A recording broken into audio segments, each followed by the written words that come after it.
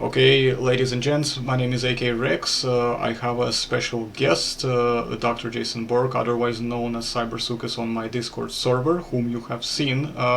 Jay, welcome to my show once again after a long time. Thank you for the invite. It's been a while. I look forward to talking to you. Likewise, and we have a good topic this time. I think it's a very nice, well-encompassing topic overall, just in general, because I don't think we've really done these kind of general videos. We usually tend to be more focused on things, and I kind of wanted to talk about Reptilia as a whole, as a big sort of group, family, or whatever you would call it. So, could you, which is why I brought you here anyway, so could you explain to us what is Reptilia? But before we get to that, make sure that you catch up and watch our previous interview videos in the link below, which I will put in the description box so that you know who Jason is. And you will also get an understanding of his background better before you can jump into this one. And now that you have caught up, I presume, by this point, let's get back into the video. So, Jason, what is Reptilia? And just explain to us what kind of group of animals they are in general at first. Okay. It's a pretty open. This is a pretty open-ended topic, right? Because it's broad and encompasses a lot of things. But we're looking at a group of animals that I think everyone has at least a general conceptual idea of what they are, right? So you see your lizards, your turtles, your snakes, your crocodiles, you think that's a reptile. You might not know why it's a reptile, but you know that that is what we call reptiles. In general classification scheme, certainly prior to the advent of phylogenetic systematics, there was this sort of or it was this more compartmentalized categorization um, called the Linnaean Classification, based off a famous taxonomist, it's Carl von Linné, who then, because it was the time period, changed his name to be Latinized as Carolus Linnaeus, and that's what we usually hear as. But he was kind of the first to really go around and catalog all of life and stick it into these distinct categories. So we have a category for mammals, we have a category for birds, we have a category for reptiles, category for fish, insects, plants, on and on and on. At the time period, it was a lot more. It was a lot more basic. You knew a mammal because mammals had fur, and we were sort of doing the great chain of being at the time too. So it was like this: there was humans, and then there were mammals, and then there were birds. We could tell birds apart because they flew and they had feathers, and then there was kind of everything else. And there was, I think, a general idea that, okay, yeah, insects are a thing, and we accept that as a group. But spiders are, maybe they're insects, maybe they're this other thing we call vermes, which is the generic, his word for vermin. And then fish, you could tell, were a thing because there were fish. But reptiles were just kind of the catch-all group in Linnaeus's time, so it incorporated amphibians and all the things that we call reptiles today. At one point, it did have sharks, and I think at one point it may have even had spiders in it. So it was kind of a bit of a hodgepodge. As it got more locked down, it started to incorporate less of the very obviously different animals like sharks and spiders, and was focused more on sort of the reptile amphibian group. And it is at this point I will cite a particular quote from Linnaeus that I thought was fitting because it really encompassed the view at the time. He stated that reptiles are abhorrent because of their cold body, pale color, cartilaginous skeleton, filthy skin, fierce aspect, calculating eye, offensive smell, harsh voice, squalid habitation, and terrible venom, wherefore their creator has not extended his powers to make many of them. So, wasn't a lot of love for reptiles. It's definitely, this is the hodgepodge for all the things that aren't the cute, fuzzy mammals or birds. We have grown a lot better since then. For starters, we recognize that at over 11,000 species, the creator has definitely sought to make plenty of them. We've also locked down the definitions a lot more. Alfred Sherwood Romer was a big paleontologist who did a lot of work on largely synapsids, so the group that led to mammals. But he is also renowned for doing extensive work in general vertebrate paleontology, so the evolution of all amniotes or groups that lay hard-shelled eggs, and even before that, including amphibians. He did a lot of vertebrate stuff. He also wrote the Osteology of the Reptiles, which is to this day still used often as a great reference tool for just understanding how these similar bones in different groups mismatch or match to each other. But they started to lock down reptiles to really just be the group that includes our modern day lizards, snakes, crocodilians, and turtles. So we finally pulled amphibians out and made them their own group. There's no more weird fish, and there's no like random arthropod tossed in. And this is good because it does get closer to our modern definition, because now we're looking at animals that definitely shared a common ancestor and shared a lot in common, probably because they evolved that structure once and then passed it down versus just generic stuff, right? Like reptiles have scales, but fish have scales too. That doesn't mean they're the same kind of scales, so we shouldn't really just lump them all together. I see. Oh, sorry. Yeah, there go ahead. is, yeah, go ahead. Yeah, we're good. Romer definition, pretty much everything up until about the late 80s. The definition of reptiles was very much based on a series of characteristics, things that you could look for, like the scaly skin, laying hard-shelled eggs, the being cold-blooded or ectothermic or poikilothermic or great metabolic, just its own side thing. So sort of a series of things that you could look at and kind of check off and say, this is what these are defined as. Then around 88 or so, Jacques Gauthier and others taking from William Hennig, who did a lot of work on insects and introduced the concept of cladistic terminology, or using a cladistic format or phylogenetic format to really just to name things based on a common ancestor and their associated descendants, rather than a checklist of structures. So Gautier did that, and he based the definition of reptiles to include something closer to our modern definition, which is the last common ancestor of turtles, crocodilians, lizard snakes, and tuatara, and then all their descendants. So that's a sort of crown group definition. You take all the animals that are alive today, and you just trace it all the way back to wherever the last common ancestor is, and you call that the group. And the name has changed a little bit here and there. There was a point, this is where I gotta look my stuff up again. Yeah, we're Lauren and Rice in 95, because there was some confusion over where turtles go. There's still confusion on where turtles go. There was a push to split Reptilia into what's called a para-reptilia and a Eureptilia, so the beside reptiles and then the true reptiles. So turtles were in the beside group with what were called anapsids at the time, Pariasaurs, that kind of stuff. And then the Eureptiles were what we would call Diopsids today. It was basically just sort of that rest of the group of reptiles. Nowadays, because turtles are so wishy-washy with where they go, sometimes they fall as Eureptiles and not so.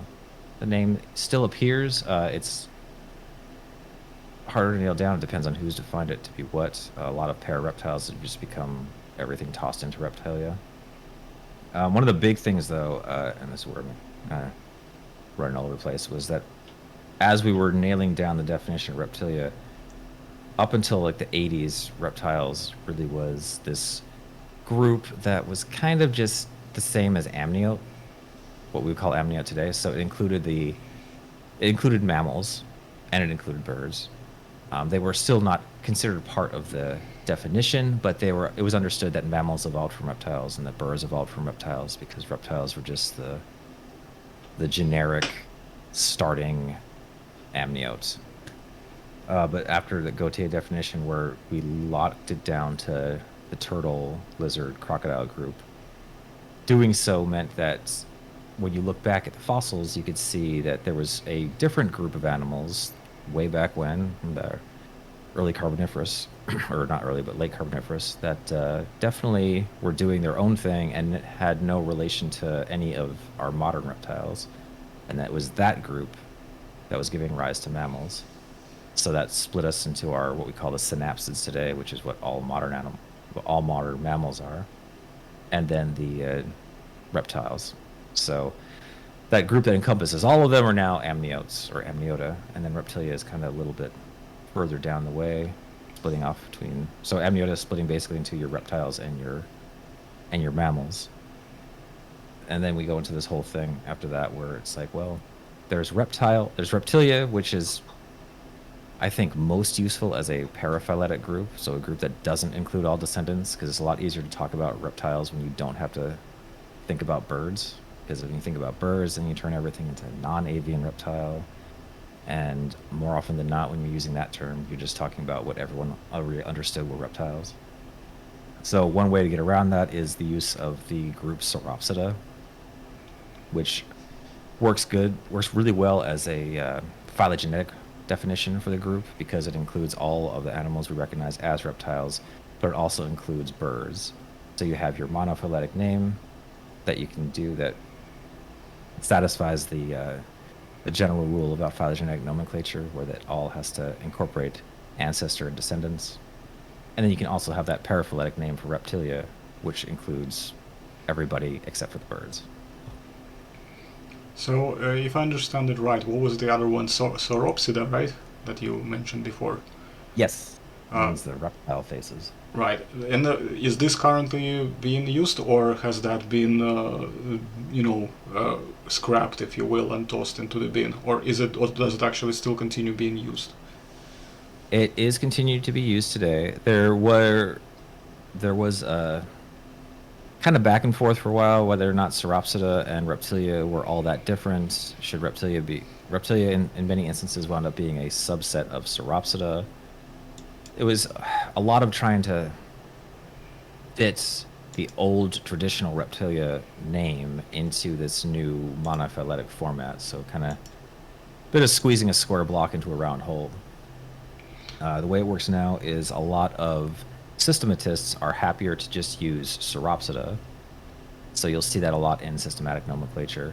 And then Reptilia is either understood to be the paraphyletic term that doesn't include birds, or it'll be put in quotation marks to make it clear that they think it is not a real grouping because you don't incorporate everybody. And that's just a weird, what do you call it? That's just the style that they will do that in. So you do see Sauropsida today used with Reptilia. They're not usually used interchangeably. I think there's a greater understanding that Sauropsida is going to incorporate reptiles and birds, and then Reptilia is reptiles minus birds. Though that will also depend on who you talk to. That kind of back and forth continues. One thing that I will say, and that kind of falls later on into, I guess, misconceptions, is Reptilia is a group. It is recognized. It is not looked at as a not real group, even though it is very commonly heard that it is a not real group on like Twitter and like DeviantArt. Obviously. It still incorporates the animals that we refer to as reptiles today. The only thing that makes it not real in the heavy air quotations sense of the word is that it cuts birds out of it, which I think still makes it easier to understand a lot of the greater concepts. But yeah, it still falls as like a real group. So, and then if you want to complain that it's not, then you can always say, well, and just make birds reptiles and it's fine. Again, going down a road. Well, of course, it's easier to go to DeviantArt and Twitter and, just start throwing a temper tantrum than it is to actually, get your ass off the chair and start going to the field and getting the job done, but I digress. The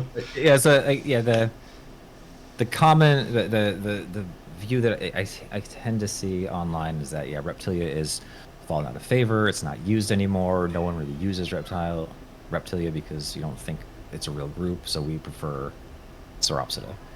And it's like, if you're talking strictly in a systematics journal, then yeah, you will probably hardly ever see Reptilia unless someone's trying to shoehorn it into some kind of new definition that would work in that view. But aside from that, you still see it plenty of times used in many vertebrate paleontology journals, in many news articles. It comes up a lot in a lot of dinosaur articles. And then there's the neontological literature, so basically the literature about the animals that are alive today, and reptiles and reptilia are used all the time there, and you hardly ever see Sauropsida come up. So yeah, very much still in use today. It's not going anywhere. I see.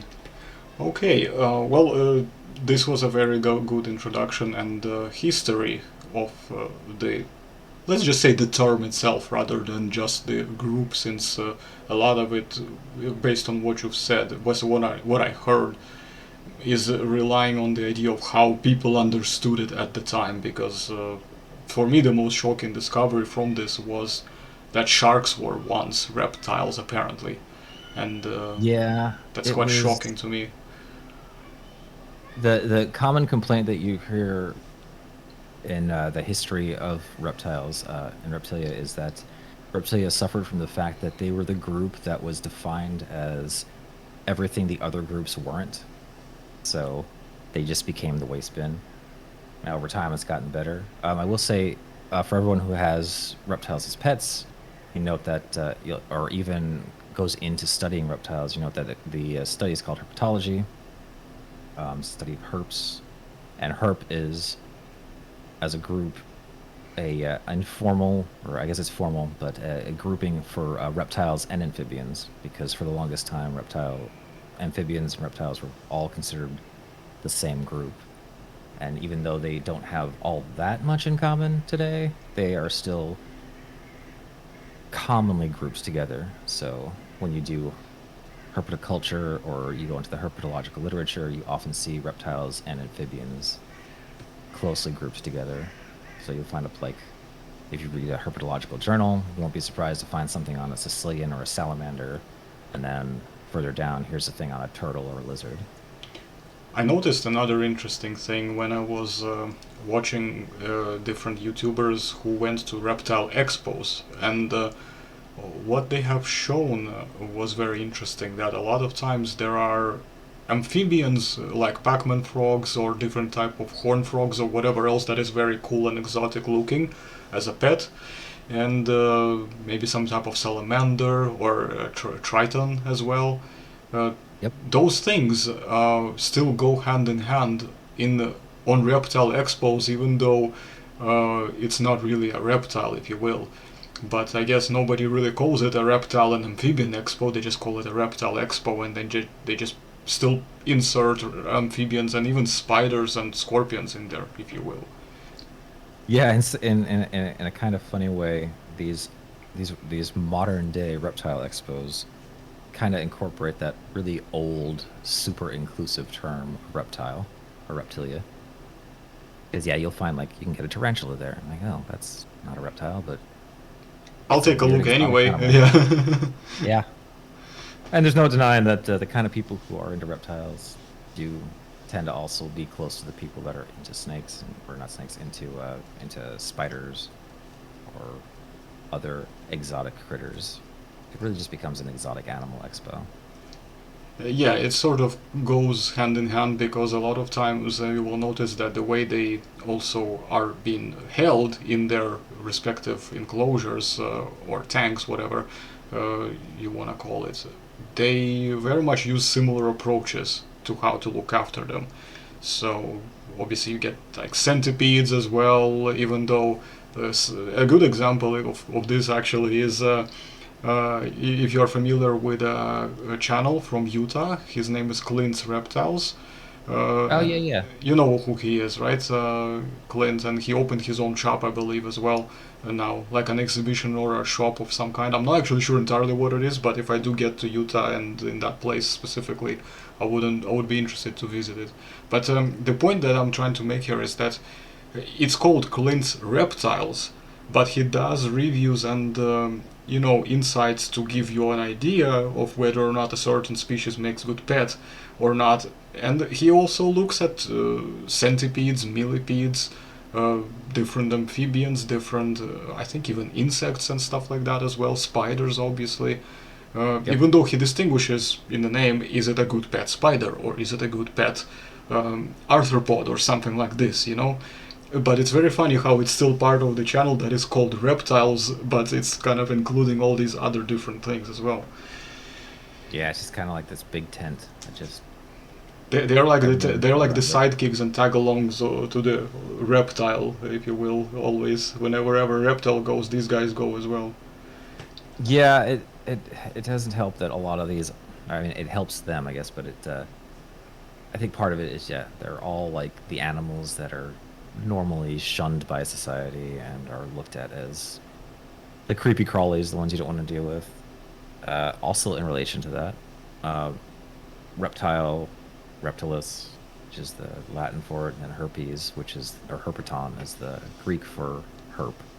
Both of them mean crawlers.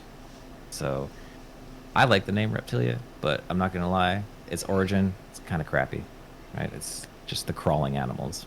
It's very Victorian time. It's just like, yeah, these are the beneath us animals.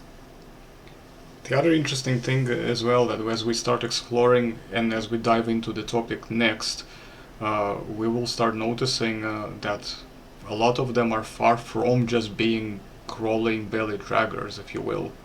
Way far from it. In fact, if we just look at it as an all-encompassing things, which we will get into later on, depends on how far we, have to take it in terms of the depth. But yes, some of them walked bipedally, and others could even fly.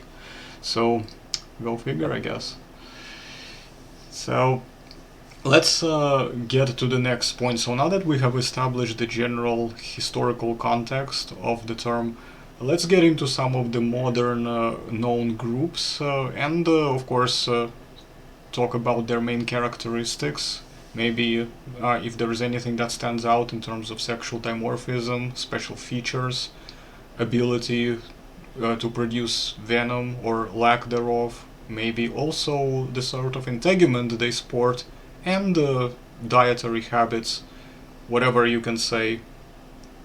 Mike, over to you. Okay. Um, yeah. So there's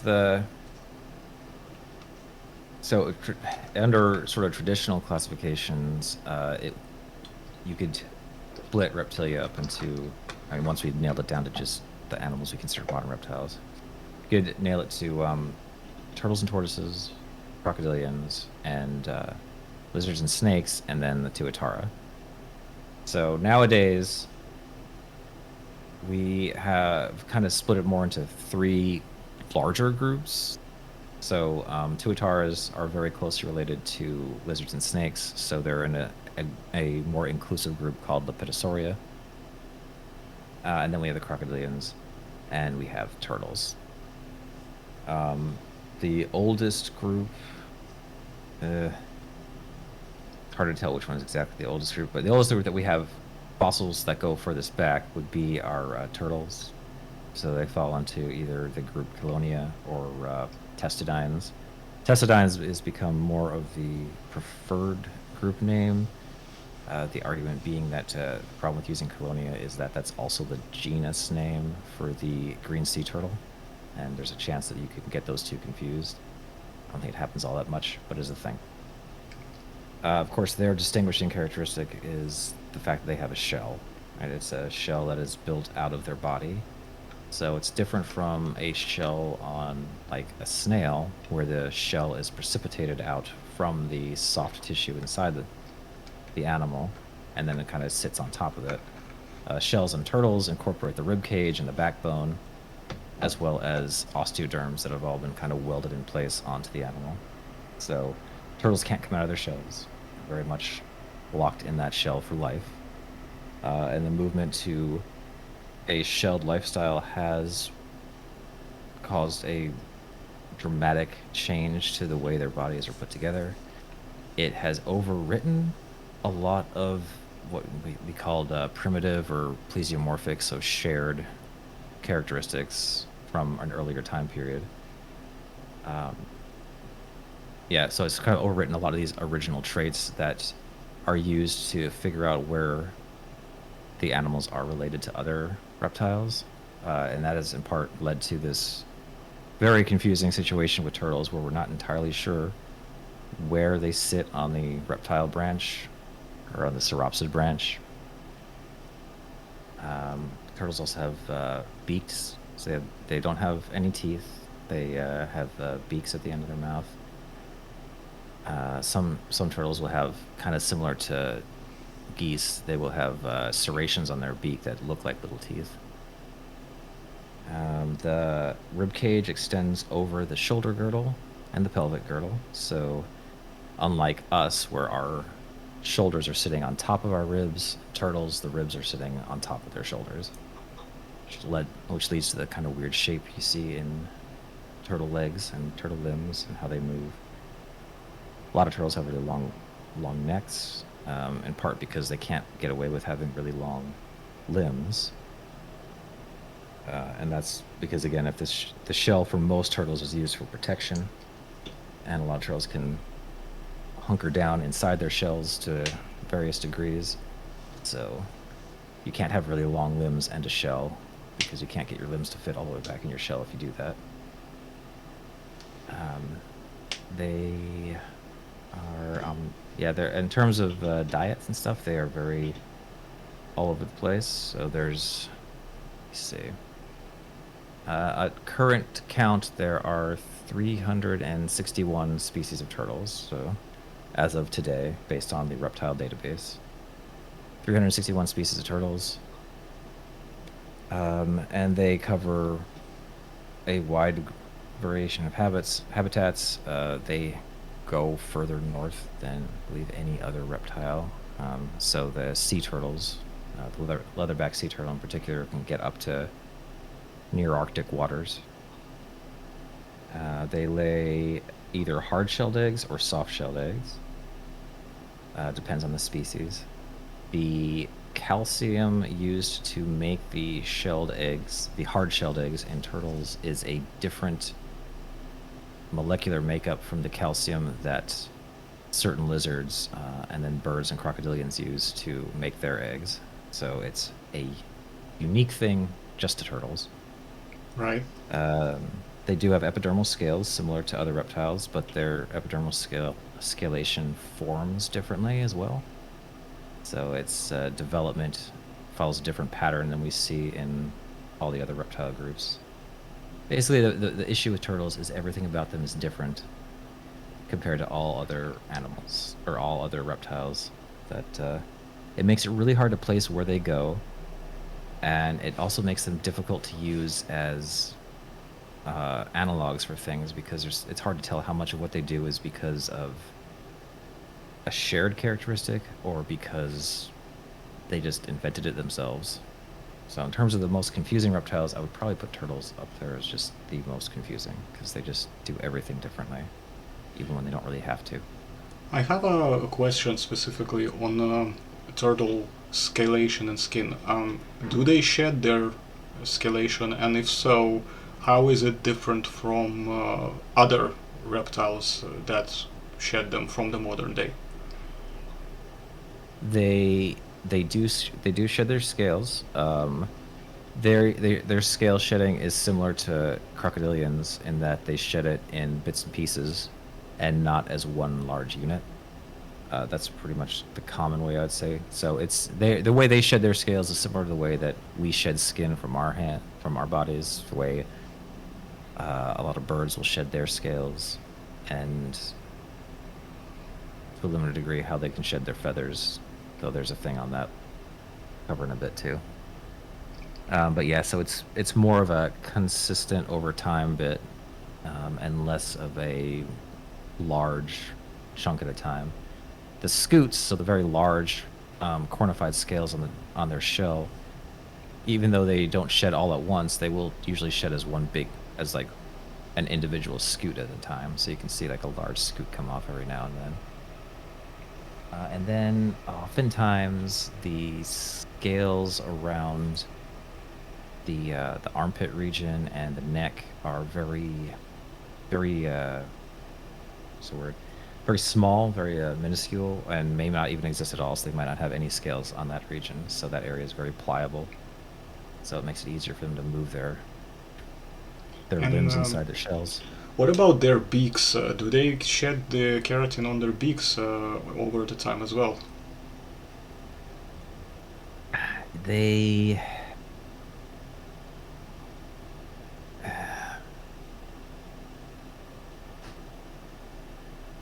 it does it doesn't really shed in the same way that you'd see like a chunk of beak come out.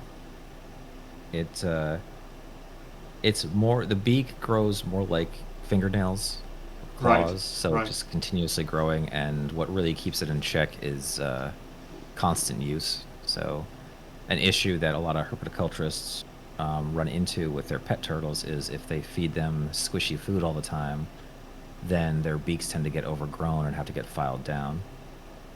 One way around that is to give them access to cuttlebone or cuttlefish bone, or something that the turtles can just bite on that's pretty hard, and that helps to reduce the amount of beak overgrowth. But yeah, so that's more like a continuous growth.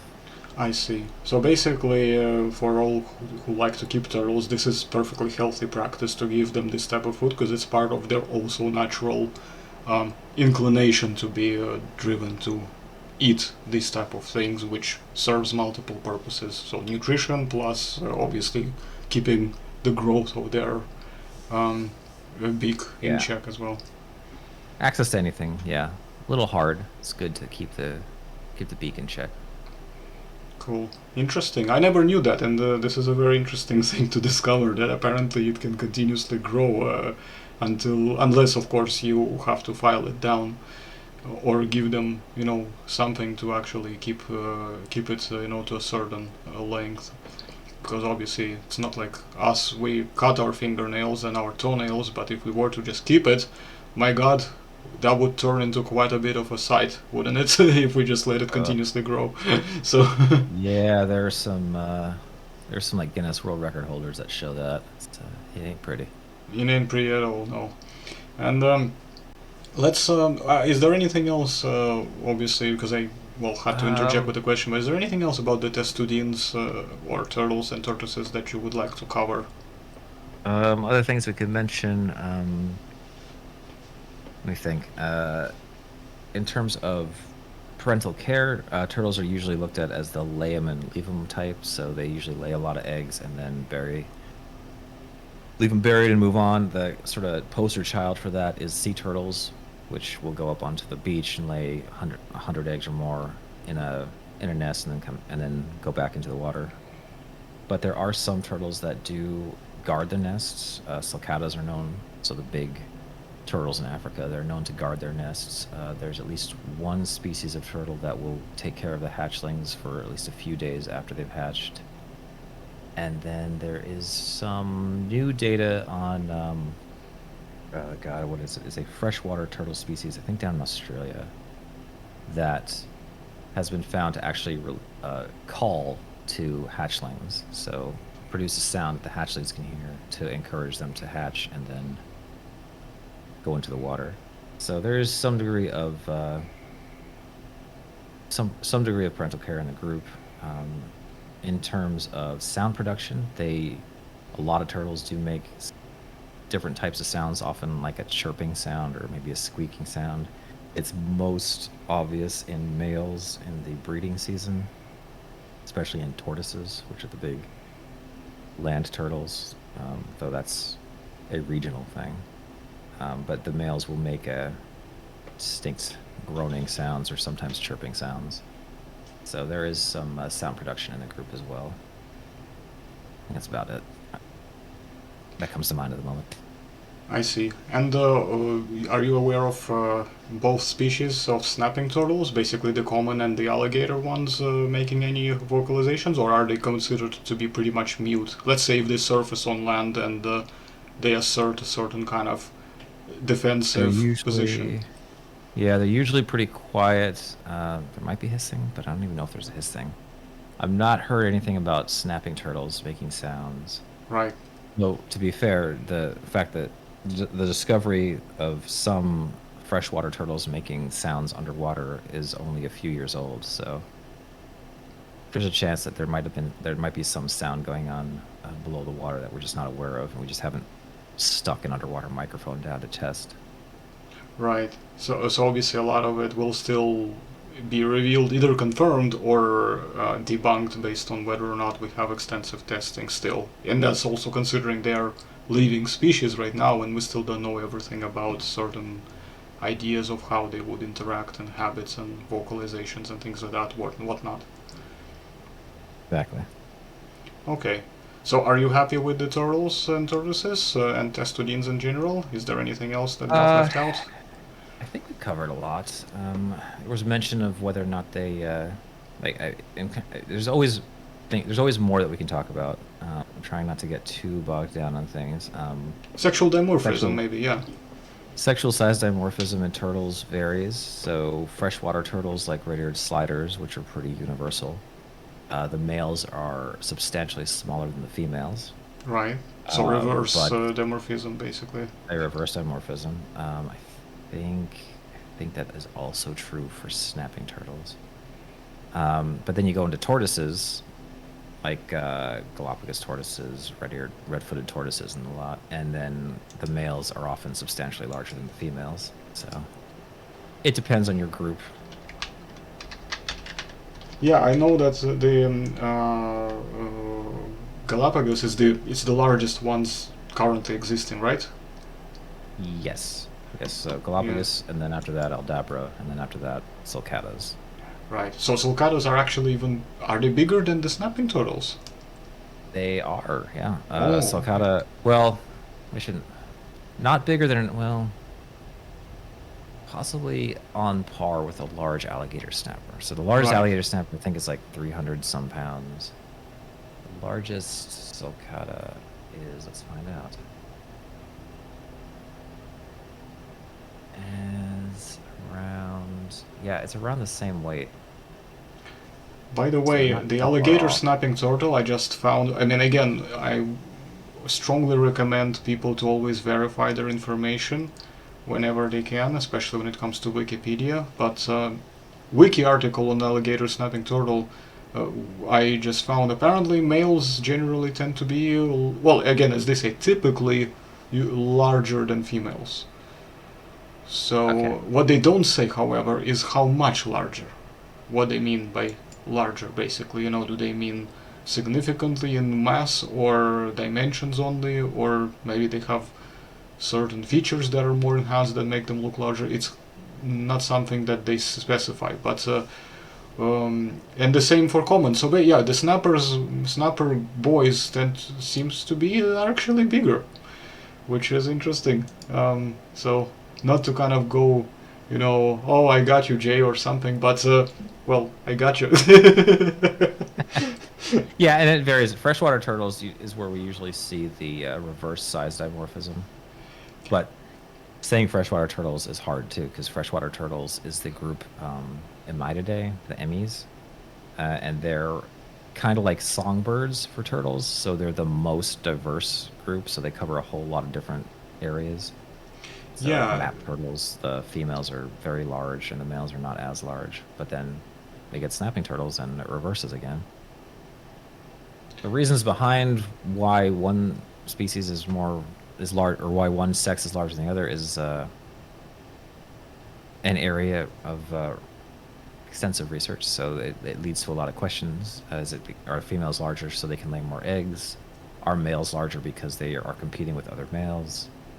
yeah. It's What is the hard drive to say. behind how they select and reproduce? If it's if it's a confrontational type of thing where one male is more dominant and can almost go into, you know, forming either a harem of females or going. Well, let's just say yes. I noticed that tends to happen that if a male is the type that forms a harem of females, however large or small it is, that tends to follow the traditional larger male favor of dimorphism. And while if it's the opposite, if it's the female larger one, then usually it's just a bunch of crowds of males that are just trying to get in there first, like we see in snakes maybe, like garter snakes for example. You have larger females, and there's like a whole bunch of males that just try to get with her and pair up as quickly as possible. That's why you see these so-called weddings, I think, sometimes on these group of families of snakes, which we will cover probably in a second because we are gonna go into Lepidosaurs next after we're done with Testudines. So, Yes. but yeah. Now So where we went. if you're ready to move on, let's go into the Lepidosaurs and let's explore this group. So again, starting from the same order as we did with Testudines. Go ahead. Yep. So the Pitosaurs are kind of viewed as the one of two of them are definitely viewed as the one of the two main branching points in the Diopsid group. So within reptiles, you have the Diopsids, which is Diopsida, which was originally named for holes that you could see in the skull. So they had two holes, one on the top of the skull and one on the side of the skull. And that was for the longest time used as a means of a simplistic means, though, of separating animals into different groups, right? So the synapsids, us, we had one hole. The diapsids, they had two holes. And then within that diapsid group, we have the major split into the archosaurs, which we'll cover in a bit. So that's the crocodiles, dinosaurs, birds, etc. And then the lepidosaurs, which are all of our lizards and snakes in group. So in the lepidosaurs, we have the sphenodontians, or the rhynchocephalians.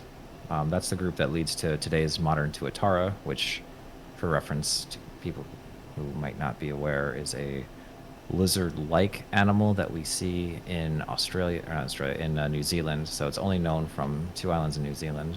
Was originally known from one species, then it was known from two species, and now, based on genomic data, they think it's one species again. So, fun times. So it's one of those that where you have relatives that can resemble each other, but they're actually further distant and not actually within each other's inclusive groups. So it's a mimicking kind of relationship rather than, let's just say, superficial mimicking type of relationship, rather than actual proper relationship when they are belonging to each other's group. Like say, Totara is not a lizard for technical terms and practices, right? Am I correct? Yes. So yeah, tuataras, not lizards. They lack certain lizard features. Notably, lizards have a penis or a hemipenis, or also called hemipenes because they have two of them. Tuataras do not have anything like that. Tuataras, in some aspects, are a lot more like birds because most birds also don't have a penis, and tuataras and birds also have these structures on their ribs called uncinate processes that help the rib cage move as one solid unit. Tuataras also have a beak and teeth, so they're the only beaked-toothed animal I can think of alive today. So feel free to correct me in the comments if I can think of another one. Tuatara. Yeah, they're a crazy group. Yeah, it would be very interesting to see one up close. I don't believe I've actually seen one before. I've seen them only in pictures and on TV basically, but unless you start looking really close, you would probably think it's a lizard, but well, not so fast, I guess. And Yep. They don't. This is where I gotta remember. I do not believe tuataras drop their tails. I do believe that is just a squamate thing. There's a tuatara image for people if they're interested.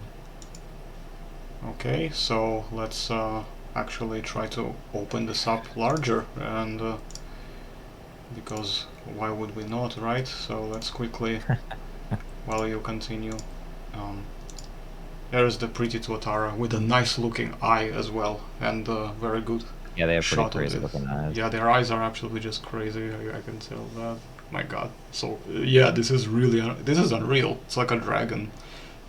They definitely have that. Yeah, they have that sort of view of like a very primeval looking animal. Tuataras are often referred to as living fossils. The idea being that they haven't changed really in the 200 plus million years that that group has been around. More recent research in the past 20 years or so, it's weird to think of that as recent, has really changed that, tried to upend that. Modern day tuataras have evolved a slower metabolism so they can live in colder climates than their ancestors. So there's that, and then a lot of the other animals that fall in the tuatara group, the sphenodontians, were super diverse in the Triassic and Jurassic, and were doing all the things you would think a lizard does. And it really wasn't until like late Jurassic and Cretaceous where our modern, or the lizard group, the squamates, really started taking over places that these sphenodontians used to be in. So they kind of competed for the niches, if you will, or not really, just kind of taking opportunities to fill them once the other one kind of gave in. Yeah, and that is always a tough spot with paleontology. It's hard to tell when something was outcompeted versus it just died out from something, and then these guys came in and took the spot. But what we do know is that, yeah, basically all the things that we associate with lizards, or many of the things we associate with lizards, are what sphenodontians were doing back in the Triassic and Jurassic. Right. Oh, I see. Tuatars also don't have external ears. That's the other thing. Yeah, Yep, so I noticed that in the thing. It doesn't look like there is any spot for an ear, and I was about to comment on that, but you beat me to it. Okay. And then they also have, and this is a thing we see with squamates too, that Lepidosaurs have a third eye, or a pineal eye. So it's a structure on the roof of the skull that kind of looks like a little rounded dot, and it is made up of photoreceptors, similar, pretty much exactly the same as what are in the eyes of the animals. There's no lens, so or there is, it's a weak lens. So they can't form images with this pineal eye, but it's really good at sensing light.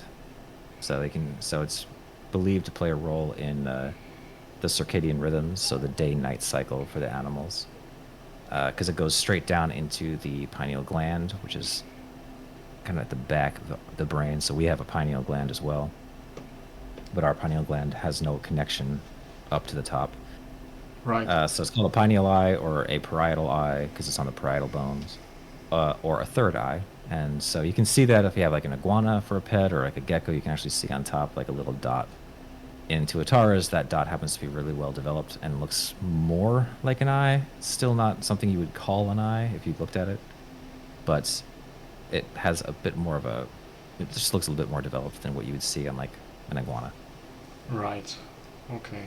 But of course, obviously, both lizards and tuataras are members of the same inclusive group that we know as Lepidosaurs, basically. So Yes. they are groups are related to each other, but they are not equal to one another. That's something that I want to point out in case people might be getting this confused. So Oh yeah, okay, and they can drop their tails. Yes, that's what I had to check on. So they can drop their tails. So that's a thing that we see in Lepidosaurs. So a lot of different lizard groups, and then in tuataras, there's the ability to drop the tail.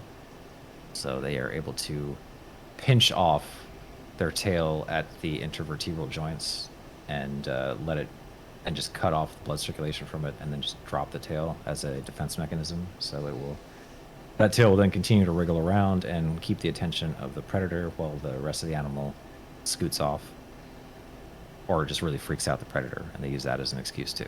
Both work. sure. So they can, if their tail's getting pulled on, or they can drop it if they just feel like it. The tail then grows back, kind of, as a cartilaginous rod, so it doesn't have any of the muscles attached to it anymore, and it doesn't get the same scalation or coloring, but theoretically they could then drop that tail again at that same spot if they have to. Which is why also pet reptile owners who are experienced, they always recommend never to grab your lizards by their tails, so that if you want to preserve its natural, very good aesthetics, then so they don't grow them back looking uglier than they did when they first had them prior to.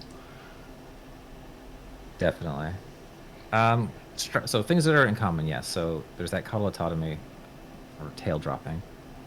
Um, there's the Sphenodontians, so that's the Tuatara group, which I spent a lot of time on. Then there's Squamata, which is the big group. That's the big group that contains our modern day lizards and snakes. The lizard group is also referred to as Lacertilia or Sauria, though Sauria gets a little confusing because that term actually has been used in a lot of different places on the reptile family tree. And then the snakes are also called Serpentes or Ophidia. So these are separate ways to separate Squamata down into useful but paraphyletic terms, right? So because snakes evolved from lizards, Lacertilia, or the group that contains lizards, winds up being paraphyletic because we're cutting the snakes out. But we keep them all together in a monophyletic term, which is Squamata. So my hope is everyone is happy then. So you can have your monophyletic group and you can still play around with paraphyly. Well, let's be realistic here. We live in a world where somebody always finds some reason to be unhappy about something, so we can never account for everything. There are gonna be exceptions. Yeah, you can never have nice things. Nope. So aside from that, the caudalotomy bit, the group is also known, yeah, for that pineal eye, so that sort of third eye on the top of the skull. They are often viewed as, so Lepidosaurs are kind of viewed as closer to what the generic ancestral reptile would look like. So there's a tendency to forget all the unique structures within that group. One of those things that we see with the group is the way their scalation works. So Lepidosauria comes from the Latin word for, I think it's Latin. I was confused the Latin and Greek, but okay, I'm actually gonna look it up because I need to remember if it's. It happens to me a lot as well when I start thinking about it and all of a sudden I realize I'm not 100% sure, then I will not calm down until I nail the issue. And there we go. Yeah. happens Okay. a So lot. yeah. So Lepidosauria comes from the Greek for the lepidote part is Greek for scales. So Right. it means like the scaly reptiles. And then Squamata is from the Latin for scale. Yeah. So it's literally the scaly group with the scaly group inside of it. So they are renowned for their scales. Scales in most Lepidosaurs are overlapping. So more like shingles on a roof. They're not what's called, what is it called? Yep. My brain is working well today. So basically you have overlapping scales and you have the ones that are adjacent, right? Or how do you? Yes, so the overlapping scales are the imbricated scales, right? So they overlap one another, and then there's non-imbricating scales, which are more that sort of bead scale look. So Right. Turtles and crocodilians and dinosaurs, as far as we can tell, had non-imbricating scales, so they don't overlap. But Right. the overlapping scale is very common in Lepidosaurs. It probably has that the fact that so many of them have overlapping scales probably plays a role or a functional role in the way that scales are shed in this group. So unlike in turtles, crocodilians, probably dinosaurs, and even in birds, the scales in lizards and snakes and tuatara are all shed at once. So, or at least in very large patches. So it's There is like they are a taking off a whole layer of themselves, like as if you were to take off, a shirt, rather. So, and they kind of shed it all at once in one big chunk that you can sometimes see how in the videos when the snake holders, they shed, their pets shed their skin and they just help them sometimes by simply holding on to the bit that has already shed, and the snake just crawls out of it basically. It's pretty cool. Yeah. For some reason, very satisfying to watch as well. There's definitely a yeah, what do you call that? Yeah, it's just like a very satisfactory. It feels very satisfying to help them with that shed. And the new look looks very fresh as well because they're no longer looking like these kind of opaque, pale, dull versions of themselves. They have a very pronounced coloration, which looks almost unreal at that particular moment. So the reason why that happens is because of a unique structure of Lepidosaur scales called the it's always fun. The Oberhauchen, for anyone who is more German inclined, it is that word. But it's basically a layer in the epidermis of the scale that kind of acts as a cleavage layer, so it lets the scales all come off as one large piece. And that's something you don't see in turtle, bird, or crocodilian scales, which is why they come off as individual pieces more continuously. Whereas with this Oberhauchen, they all just come off as one large thing. So that's why in your lizards and snakes you get those very large chunks of scales that either come off at once, or in this case of snakes, because you don't have to deal with limbs, you can actually get almost a perfect cast of the shape of the animal. Sure. And speaking of another issue when it comes to shedding, do lepidosaurs shed their teeth? Oh, yeah, it is interesting. So we're now talking about animals with teeth. Tooth implantation has received renewed interest in the past few years, which is great. For the longest time, we used to separate tooth implantation into your thecodonts, your pleurodonts, and your acrodonts. So thecodonty is teeth set inside sockets. So that's what we see in our archosaurs. So crocodilians have that. Dinosaurs had that. There used to be a group that was also a generic waste bin for everything that was just called thecodontia. It was all those animals that had thecodont dentition. Pleurodonts have their teeth set up to the side of the jaw, and they're held in place with a band of connective tissue oppressed to the jaw, so they grow out more from the side. And then acrodonts have the teeth growing out, I think also from the side, but they are permanently in place on the top of usually on the top of the jaw, so the teeth don't regrow.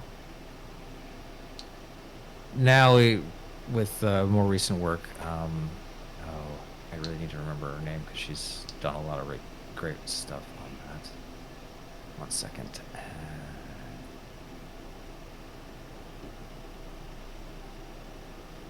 So, just while you look into the one thing that I'm trying to understand is whether or not it is possible to find things like snakes having shed their fangs, and things like that, or whether or not monitor lizards shed their teeth, and you could ever see something like that happen, unless of course they eat them and swallow them for nutrients, maybe, I don't know, but just curious to see if that happens, or do they basically... I mean, the other thing interesting as well, that, I mean, technically speaking, if you will, mammals shed their teeth as well, especially in our case, like humans basically, Homo sapiens, we shed them once, and then after that we grow them, and they are permanently. So once we lose the new ones, that's it, it's gone for good. So I'm curious if lepidosaurs, if they do shed them, if they shed them continuously, or do they shed them maybe once as a one-off replacement to do with ontogeny, or whether they never shed them whatsoever. Yeah, so there's a lot of papers coming out right now. Aaron LeBlanc has done a lot of work on tooth implantation in lizards. And then Kristen Brink has also done a fair amount of work on it. Both of them are part of a group that are really re-looking at how we look at tooth implantation in amnios and how variable it is. Yeah, so there are some lizards, the agamids mostly, so they're, if you think like bearded dragons. Yep. So they're very popular lizards. Spider-Man Agama, or there are a few others like Frilled Lizard, I think, and a couple others out there. Yeah, so the top of their jaws, so the upper teeth are acrodont dentition, so it grows out of the skull, and it's permanently held in place. So if they lose their teeth up there, they don't grow back. But then their lower teeth are more pleurodonty and are more replaceable. So the lower teeth tend to get replaced over time. A lot of other lizards, like iguanas, monitor lizards, so varanids, they have teeth that also replace continuously over time. You don't really see permanent teeth unless they're maybe palatal teeth on snakes. So their teeth also are usually readily replaced over time, which probably works out well because their method of acquiring food can definitely lead to some things getting broken. Mm-hmm. But there are instances where you can find with like pit vipers, the long fangs that are used for injecting venom. The replacement tooth you can see coming in and actually pushing the old fang out, and so in some instances you'll find a snake, because it hasn't fully dropped yet, with two sets of fangs. Oh, so it's basically on the same row, because there is another thing that I want to clarify, and I find it a bit confusing, maybe because I just haven't really looked into it too much, but this is maybe something you might know. When it comes to venomous snakes, do they tend to have a pair of fangs that have both venom in them, or are there species that also have only one venomous fang in their mouth? Yeah, so when we talk about fangs in snakes, so yeah, we're kind of jumping around, but yeah, we're still in Lepidosauria. We're talking about inside snakes. Within snakes, there are multiple groups of snakes that have venom, and they've all found different ways of delivering venom. So no snake has venom in their fangs, but they have venom that can course through their fangs. So the venom glands themselves are believed to be modified digestive glands, and so they usually are placed somewhere along the jaw, usually on the upper jaw, and then they feed the venom down in a duct that will attach either at the base of the tooth or inside the tooth in a groove or in a completely enclosed groove. So it depends on your snake. There are... Okay, here we go. I gotta remember what they're called. 3 different venom delivery types in snakes. There's the epistoglyphs, which are the snakes that have the venom delivering teeth at the back of the mouth. So a lot of colubrids, so the very large, kind of like the songbirds of the snake world. So it's a very super diverse group, but Mm-hmm. things like king snakes and a lot that have sort of that area, that group, they are usually epistoglyphs. So they're the teeth at the back of the mouth are the ones that are dropping the venom in, which means the animals have to really like grab on and hold tight to their prey. And that venom is usually not as damaging as the other 2 groups. The other groups are the pteroglyphs, which have the teeth up in the front, but they're in a fixed fang, so the fangs don't move. And the venom doesn't come out at the base of the tooth, but it runs in a groove along the tooth. So cobras and boomslangs, things like that, or black mamba, Yep. they all are pteroglyphs. So they have short fangs in the front that deliver a very potent, often neurotoxic venom that way. And then there's the try it one more time. The selenoglyphs, Yep. which means like the hypodermic needle type. So they're the snakes that have the really long fangs that actually fold under in the mouth when they're not in use. And those are our pit vipers. So yeah, like your rattlesnakes or gaboon viper, that kind of stuff. Gaboon So they're vipers the are ones that can known open to their mouth have really really long wide. and nasty fangs as well.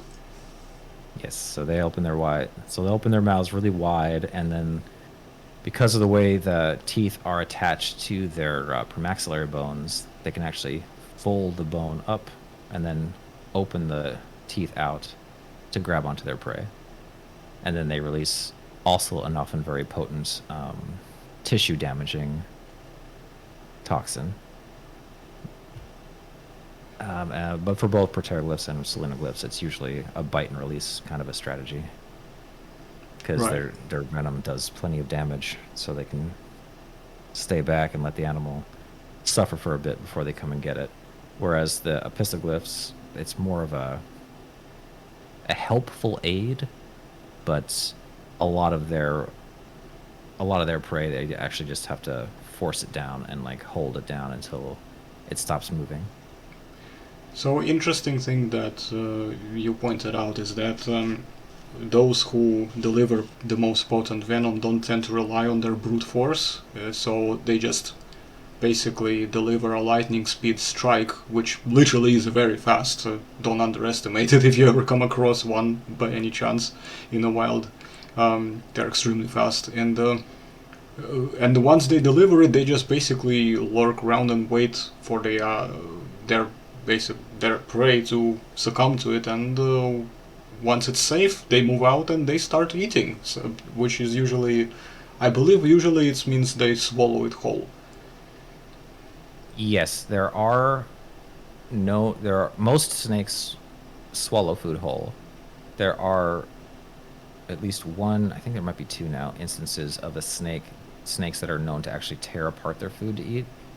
It's one of them is a crab-eating snake, which is pretty cool that they're able to do that. But most snakes in general will swallow their food whole, and they'll try and angle the food in a way that it doesn't get in the way when they're eating. Let's see if I can get.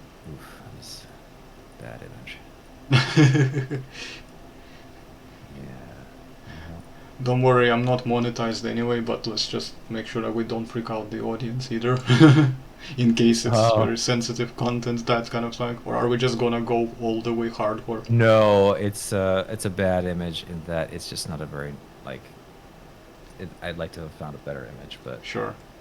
that kind of helps break down like the type of um, tooth implantation or the type of venom fang type in Right, snakes. I see. So this is what you meant by bad image, as in like it's not the best to It's not, illustrate. yeah. Like I would like to have found a better image of that. But. I see. Okay, okay, interesting. And the left column in red represents the cross section of the fangs. Yes, yeah. So the proteroglyph they're showing there for like the um, for like cobras, the groove is really deep and is almost completely covered. So it almost is completely roofed over, but there's like a little seam that you can see where the tooth is actually folded in on itself to make the groove. Whereas Right. in the selenoglyphs, like the pit vipers, it's completely walled off, and so it's just a constant tube all the way down. And Okay. then you can see, yeah, the epistoglyphs, it's more like there's a groove there, and as long as they hold on to their prey, it'll go in there. And the very top ones are usually the non-venomous snakes, if I'm correct? Yes, Or, so they're yeah. not going to be really injecting much there at all. Okay, interesting. Well, let's keep this on for a while, and we will continue with. Uh, well, as you said correctly, yes, we have jumped around a little bit within Lepidosauria still, but few things since we started with Venom. Why don't we touch on uh, lizard species, or just let's just say any other lepidosaur that you know of both alive, and I don't even know if it's possible to find out if they would have been some of the extinct species which could have also used venom as their backup or primary weapon to deal with their potential prey or self-defense means. Yeah, so the big poster child for venomous lizards are the helodromatids, so the Gila monster and the beaded lizard. So those guys, they are similar to that aglyphus snake we saw up ahead, where there's no real modifications to the teeth, and so the venom glands that are found in these lizards are pooling the venom at the base of the teeth. And if I remember right, it's all in the lower jaw too. So these lizards, to really make use of that venom, they have to kind of sit and just chew on their prey to really get that venom all in place. So there's no real major delivery method there. What you will see in the jaw is maybe a little groove where the venom gland or the venom duct could put the venom to pool. Right. And we can, the fossils, we can look for grooved teeth if they are animals that are using their teeth to deliver venom, or potential grooves on the usually lower jaw, but you could look on the upper jaw too, that are near the teeth that don't have an association with a blood vessel. Then it could be hypothesized that that is a venom delivery method and that that animal might have been venomous. And this just leads me to a joke, basically about Venomous Dilophosaurus. Ah, yes. I don't believe we've seen these kind of things you've just described on any dinosaur, so if that's correct, does that mean that they're probably some of the least likely candidates to be venomous? Although they're not Lepidosaurs, I know they're Archosaurs, which we will briefly touch on later on. But since we are talking about teeth, I just thought to point that out, because Venomous Dilophosaurus has been a bit of a Hollywood meme for the longest time, maybe longer than it should have been, so I thought I'd point that out. That it has. Yeah. So, anything else to note in regards... Oh, maybe we can look at sexual dimorphism in Lepidosaurs.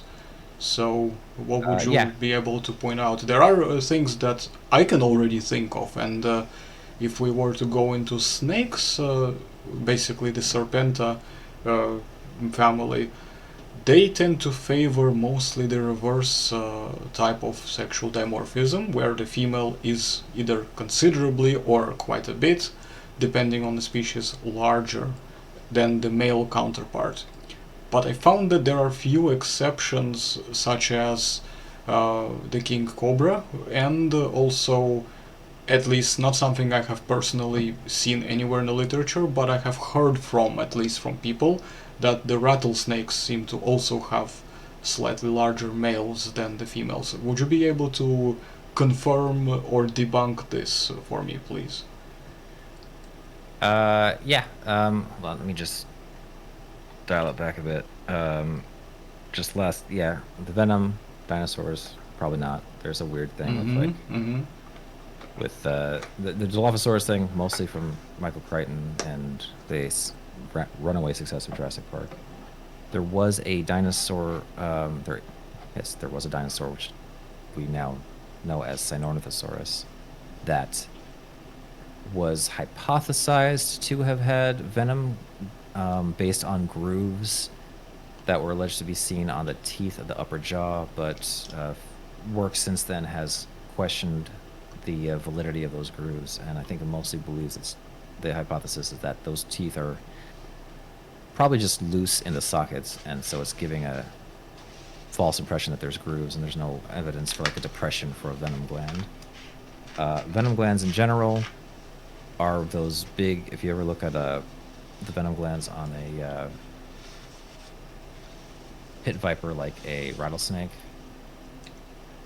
they are very large, and so they really give that fat head appearance, because that's just all the venom gland just taking up space. The so-called like a triangular sort of thing, like looking head, basically, where it forms this really wide chunk on the sides that just go sideways quite a lot, right? In comparison to the mostly common oval-shaped snakes like the garters and stuff like that, or the boa and pythons.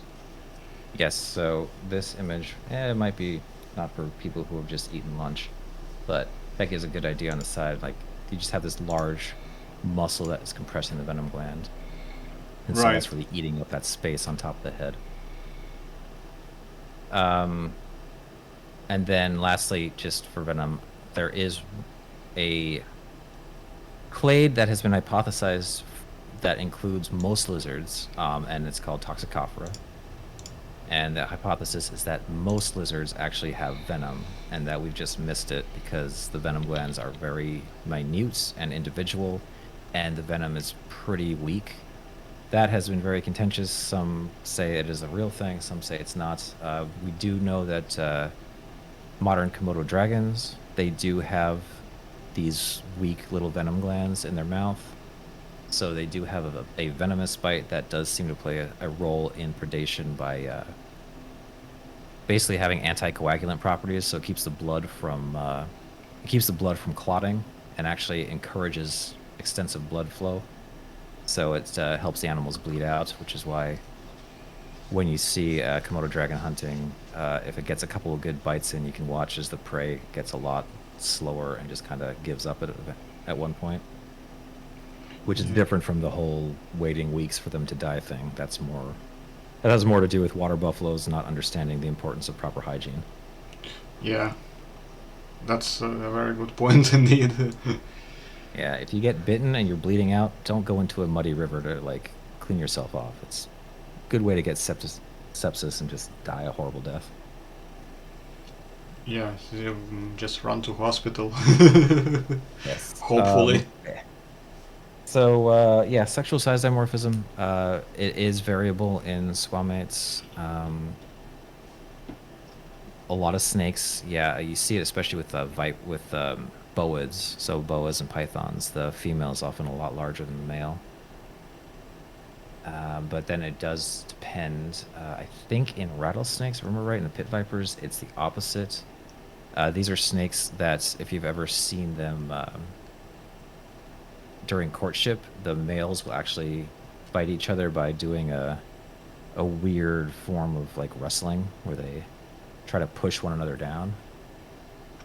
It's like do they not stand up a little bit upright and try to ram each other to the floor to see which one manages to get the other one pushed further down or something like that, you know? So they try to kind of constantly ram each other down, and the other one who's under tries to escape and get on top of the other one quickly to beat him, if you will.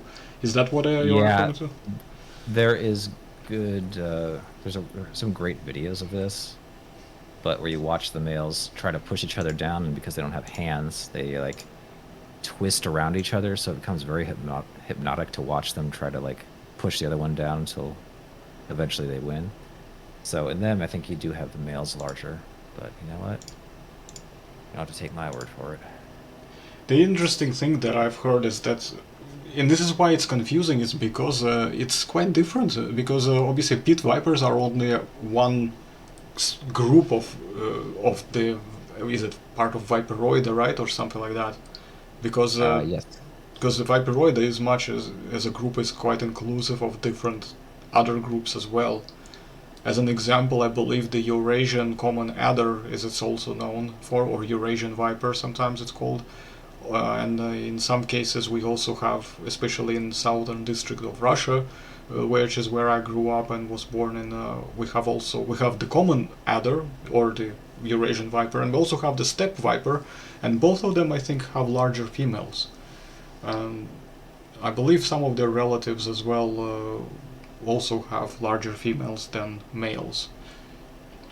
And they tend to also differ in coloration. I think female is a bit more hue of a brownish color in comparison to the more pale gray white, if you will, male, I think, in case of a common viper. Unless you have a melanistic one, which is just pure black and it looks scary as hell. Indeed. Yeah, there is. Let's see. There is a whole book about sexual size dimorphism in animals. Well, it's a very large book, but it's called Sex, Size, and Gender Roles: Evolutionary Studies of Sexual Size Dimorphism. And they kind of give a nice breakdown of what is currently known for sexual dimorphism in reptiles, as well as sexual dimorphism, size dimorphism in birds and mammals. So yeah, it does vary a lot. It depends on your group. What's the title of the book again? The full title? Is it Sex, Size, and Gender Roles, Evolutionary Studies of Sexual Size Dimorphism. Sexual Size Dimorphism.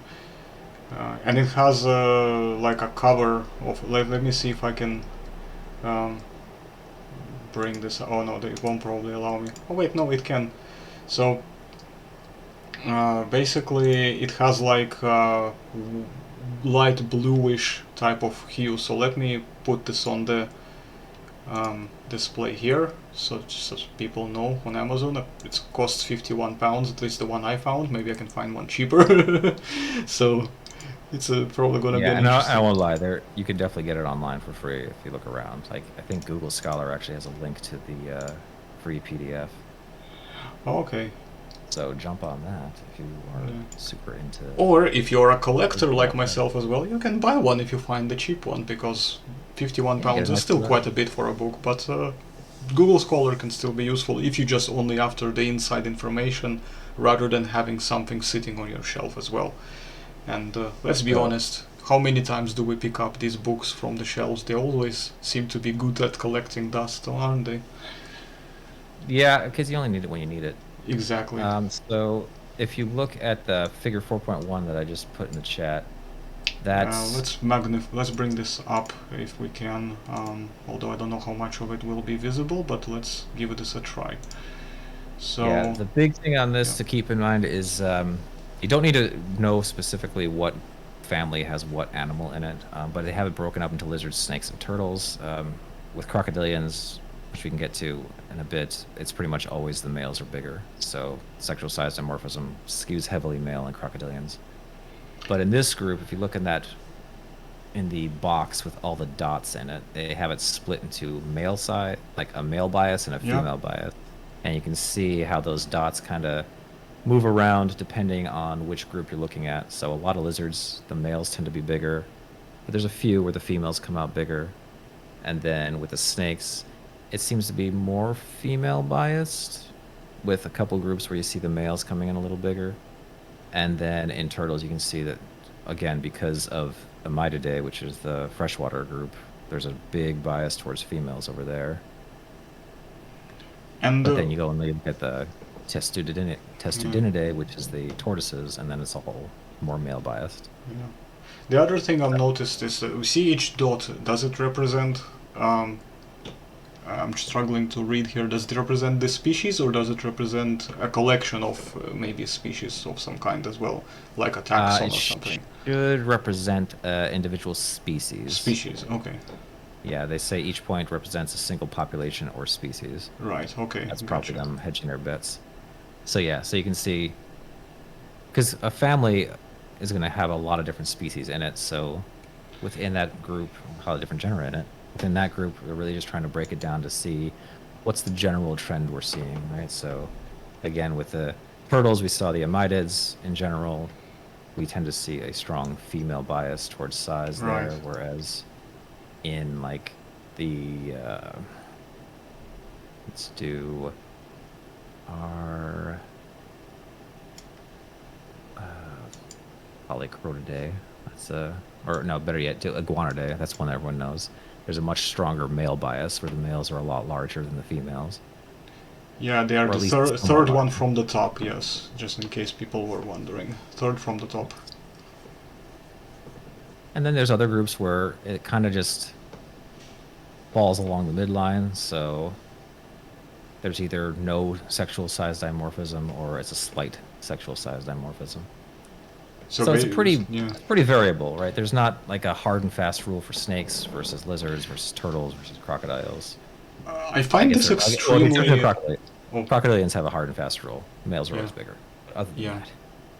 So basically, sorry, I didn't mean to bulge there because I thought for a moment you stopped, so I kind of tried to interject a little bit. So sorry about that. No problem. Yeah, this is one of the things I wanted to say is how eye-opening this information and this graph is, because a lot of times you will hear, and I was under this impression that, for example, until recently I was sure for some reason, I don't know where that confidence came from, but I was sure that snakes, almost all of them except maybe like one or two species, had, favored female biased dimorphism. But then I look at this graph and it seems that almost, how would I put it, maybe 65 to 35% ratio, maybe even 60 to 40. Depends on how you count, of course, because you cannot, it's hard to count just on this, you have to really zoom in. Yeah, a lot of those dots are pretty small. Yeah, Yeah. they kind of all bleed together. But yeah, it's pretty variable. Like you definitely see that there is a pretty good female bias, a pretty strong female bias in the snakes, but it's not. They're not all on the female side, and there's a few that are definitely falling on the male side. So it gets variable. And again, the reasons why, maybe because you hold more eggs, or maybe it's because you can. Because another thing we run into with actually, I might as well start going down that road, is in terms of reproduction. Right. So yeah, we're just going to we're just going to segue right into that. Go for so it. In terms of reproduction, see, we mentioned how Lepidosaurs have that unique type of scalation that is unique to them. They're also the only group of modern reptiles that we know of that have the ability to give birth to live young. Right? So That's a very good point, because that's So- another thing that it also distinguishes a lot of groups and species from each other as well. So yeah, the reproductive ability, the reproductive capacity is very variable. Some species, a lot of species will lay eggs that are what we call parchment-like. So they have calcium in the eggs, but the calcium is more diffusely distributed. So the eggs are very porous. They take up a lot of moisture, so it lets the eggs swell up in the ground. And so when the babies hatch, they kind of pull through this like almost leathery type of texture as they work their way out. Others, like geckos, a lot of geckos, most geckos, will lay hard-shelled eggs and have the same calcium carbonate type that we're seeing with bird eggs and crocodilian eggs. And so then the eggs hatch and they have to crack through it, more like when you see like a baby chicken hatch. And then still many, many others lay no eggs at all and lay some form of live birth. And their live birth varies from the eggs being just this like thin membrane that houses the babies, and that still has yolk in it, so the babies are still fed via yolk, but the eggs are held inside the mother's body so she can thermoregulate and keep the eggs at an ideal temperature, all the way down to species of skinks where they actually have a uterus that has a placenta, and it's direct feeding from the mother to the babies. So Right. very variable there. Live birth in squamates has been conservatively evolved. So we hypothesize that it's evolved at the very least 100 different times in this group. So lots of different animals. Some species give birth to live young, whereas their sister species gives birth via eggs. So they drop eggs. Very variable.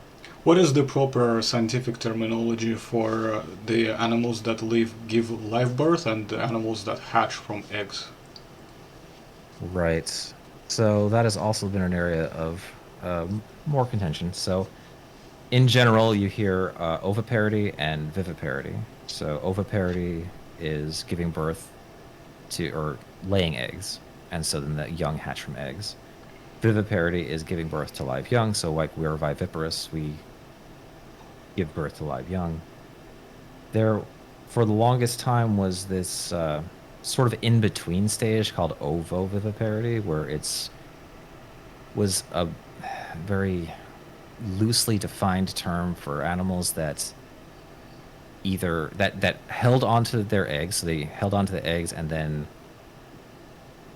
laid the eggs that immediately hatched, to ones that held onto their young in like everything just short of a placenta. So it covered a wide range. Nowadays, it's ovoviviparity is less in favor, so it's less used now, and it's more preferred to do either viviparous or oviparous, but then either it's matrophilic, which means it's the young are getting fed directly by the mother, so either via some rudimentary placenta of some kind or a full placenta. And then licithotrophic, which is you're fed via the yolk. So the animals still have yolk, even if they're even if they're living inside this very thin membrane. So if you ever look at the membrane that covers baby chameleons when they're born, they're that sort of in between stage where they're still getting yolk fed, but they have zero shell around them. So if the mother were to give birth, the eggs could not survive on their own because there's not really any eggs anymore. Right. So it's a bit of a confusing area, and it's very variable in terms of reproductive modes. Squamates, in particular, are just as diverse as you can get. Okay, that's very interesting. And the other things that, since we're talking about reproduction, I was curious is well, some interesting ideas about the mating rituals and seduction methods when it comes to getting them to, well, oh, screw you, YouTube, spread their legs. Yeah, also very variable. And this is where we run into some of the controversies that you see in modern work, in the modern literature. Depending on how it's split up, there are groups of lizards like iguanians, agamids, that don't do a lot of moving around, so they're more of the sit and wait style predators if they're predators and they're not just herbivores. But they'll sort of sit around, and if something comes by, they'll rush over and grab it and eat it. And they tend to be very territorial, and so they spend most of their time making sure others stay out of their territory. So in the United States, we have anoles, which are very popular. Yeah. So they're very good at keeping things off of their turf. So these groups of iguanians are renowned for having very showy visual displays. So they'll do things like push-ups and hand waving, and they usually have very colorful dewlaps that stretch out to gain attention, or they'll have like very spiky frills, anything to get attention from afar. And they also are quite aggressive to one another when they duel as well. Like they can fight like crazy. Very much aggressive. They try and intimidate each other all the way up to the point where they can't, and then they beat on each other after that. Chameleons, another one, like the famous Trioceras, which is our Jackson's chameleon, which looks like a little triceratops. They do like swashbuckling with their horns on tree branches and try to knock the other one off. So that iguanian group tends to be very territorial and very into showy displays. There's the other group, which are the scleroglossans, which the name comes from the type of tongue they have. So it means like hardened tongue. These are the lizards that you see have the tongues that are more like what you see on a snake, and ultimately snakes come from that scleroglossan group. They are much more active. They roam around looking for food and chasing stuff down, so they tend not to be as territorial. They don't get into territorial bouts quite as much. They'll still do head bobbing, and they can still, when it comes to mating rituals, they will still like fight each other. Probably the most famous example is when you watch two large monitor lizard males fight. So they do that wrestling. Yes. Which is not too different from what we saw with the snakes trying to push each other down, except now it's the lizards trying to push each other down. And they use their limbs as well to assist it. Yes. Oh, there we go. Let's see if that's an okay image. A little tiny. I'll go with that. Alright, let's drop it in the chat. And put it up on the screen. Yep, it's there. It's a bit tiny, but it gives a clear picture of what happens. So just so you guys understand, they're not giving each other friendly hugs because they haven't seen each other for so long and want to have a beer. That's more like No, Right. I'm gonna be pairing up with and wedding, you know, doing the wedding with this girl. You're gonna be backing off here, mate. Yep. And this is seen in all monitor lizards, including our Komodo dragons, so the largest lizards alive today. Is So they all the latest picture you each sent, other is up. that the Komodo dragon? Yeah, so the first one I'm not sure. It might be like it's like a little lace monitor maybe. The Yeah. second one looks to be a water monitor, Water and that monitor, third yeah. one's definitely a Komodo dragon. Okay, let's bring up a Komodo dragon as well, just to get a very nice. Yeah, there we go. And That's I a would very definitely good recommend image. people like look up videos of it because there's some good videos of water monitors in like Singapore just wrestling the crap out of each other in the middle of a busy street. Oh yeah, those must be quite interesting, especially when they do it in front of people as well, and people are just like, We're just like, "Do you well, mind?" I guess this is gonna happen. Yeah. I also wanted to say the coloration on these Komodo dragons. They look surprisingly brown colored. Is this to do with season? Is this to do with individual variation or something else? Because I always had this impression that they were greenish dark or dark gray, but this picture kind of looks a little bit different from what I've commonly associated with them, maybe mistakenly. So correct me on this part if you can. Yeah, that kind of brownish ruddy color is pretty common for wild Komodo dragons. They do tend to be more colorful, more greenish and mottled when they're younger. And I do tend to see that coloration continue into adulthood for animals that are in zoos. So I'm not entirely sure what's going on there, but when you see the ones that are on like the Lesser Sunda Islands where they're normally found, they usually have that more like reddishy color to them. Right. And of course, we have some other interesting mating rituals, like the vocal ones. We know how male tokay geckos behave when they're trying to show off, right? They Yes. literally become living alarm clocks, which wake you up Oh, in the middle yes. of the night, apparently. So, or so I heard from people from Thailand, at least. Yes. I'm sure what we find cute and amazing, they find just so annoying. Yeah, they probably Just like, not to just mention uh, that when you come close to one, you know, they will also try to bite you if you poke your fingers near them. yes, they are little dicks. They have very strong jaws and are willing to use them. Um, Just to say something yes. quickly So, about the tokay gecko as well, I think I've seen a video of a couple of them. Maybe if you really look hard enough, you might find a few where they've managed to fight off a snake that was trying to swallow them and eat them whole. Because oh, they I've do seen that have, video. yeah. Yeah, that's pretty crazy. They are very stubborn and they are fighters.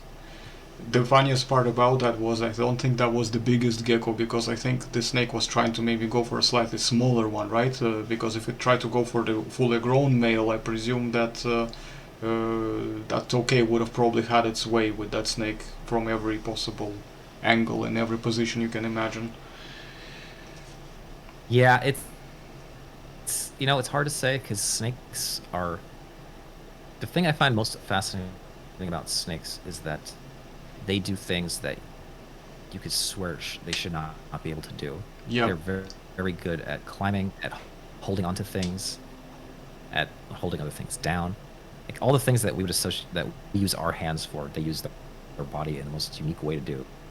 And it's just like it's nothing. If anything, they are a prime example of how limbs are privilege, and you don't need them if you don't want them. yep. They are literally It's just multifunctioning crazy. noodles with heads with multiple functions. It is pretty mind blowing the kinds of stuff they pull off. Yeah, speaking of geckos, so geckos are definitely the most vocal of lizards. They've been the ones that have been studied the most. There are other lizards that make sounds. If you sound to them, most lizards do tend to make a hissing sound, so which is not what is considered a informative sound. It's more of a trying to scare you sound. But definitely for tokay gecko or for geckos, they make lots and lots of sounds. So they are a very vocal group. They're a very large group too. So there are quite a lot of gecko species. The group in general for lizards is very speciose, so they're the most speciose group today. There's some 7,000 species available, and so they cover the majority of reptiles. But then they're also unique because they can climb walls. So they're not the only lizards that are able to just climb sheer surfaces. So anoles are able to do that. There's a couple other arboreal lizards that have these very almost suction cup-like, but kind of more like static cling-like feet that let them climb onto stuff. But geckos take it to an extreme, and they do it extremely well. So they're also the most nocturnal, in that most species of geckos are nocturnal, whereas a lot of other lizards are mostly diurnal, with only a couple that'll do nocturnal. But geckos as a group tend to focus more into nocturnality. So they also tend to have really large eyes because of that. Other interesting thing with geckos is they have, so our eyes are set up so you have a set of rods, which are photoreceptors designed to recognize like light intensity, so you can see really well differences between the intensity of light, really helpful at night. And then you have cones, which are what recognize color. Because lizards as a group have been diurnal for so long, a lot of lizards have very rods, and in the case of geckos, they don't have any rods, so they're all cones. And cones tend not to work very well at night because there's just not a lot of light available, so it's hard to see in color. So we tend to rely a lot on our rods, but with these little guys, they're able to actually see color at night, which is kind of a cool concept to think about. Because if you ever woke up in the middle of the night and you're like, have to use the bathroom, you can definitely see where you're going, but you're probably not going to recognize the color of anything around you. That's right. You won't be able to.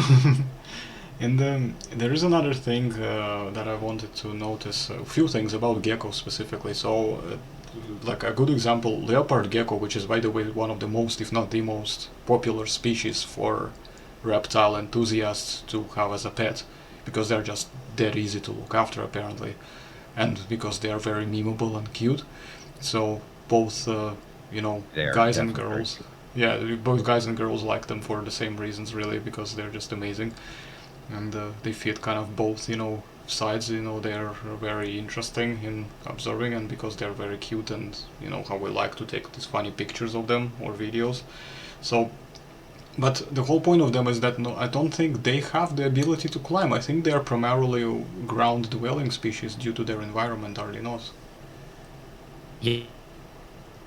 Yes, yeah. So not all geckos can climb, and the Ulopherids, which is the group that are leopard geckos, they've lost their grippy hands. So they're desert dwelling lizards, so they're more like underground, like do that type of stuff. So they tend to be pretty limited in their climbing ability compared to like Brachydactylus, the Madagascar tree geckos, which are like what I call fuzzy geckos because they have very velveteen skin, or velveteen scales, and then like the Phrynosoma. No, they got that one right. But the day geckos, which are also unique because they're day geckos instead of night geckos. Right. Palodactyls, then. Yeah, I gotta remember that one. There's one, especially, I think it's the largest gecko around today as well. It's called something like giant day gecko or something like that.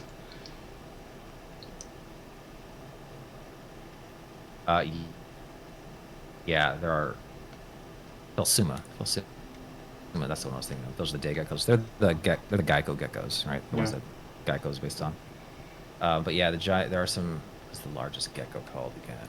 It is quite a behemoth for geckos. Modern day or the extinct ones as well? Modern day. Modern day. New Caledonian geckos. New Caledonian, yes, that's the one, yeah. Yeah, they're big. They fit in the palm of your hand still, but they are some chunkers. Yeah. Another thing I wanted Uh, to ask you about the tokay gecko. Is it the type species for the group because of its species name, gecko gecko, basically, or is it a misconception? I think it is. I've never looked it up before, but it makes sense because yeah, the type species is usually what's going to have that. Gecko itself is the name comes from the sound that the lizards make. A lot of people think that it sounds like gecko. All right. Tokay geckos, Yeah. their common name tokay is derived from what people think their sound sounds like. Yeah. Tokay is Japanese for clock, basically. Oh, interesting. Did not know that. Yep. I'm learning. Well, I'm studying Japanese right now, so yeah, that was one of the words I've learned, picked up along the way. It's tokay. Tokay is basically what these are, because it's a clock.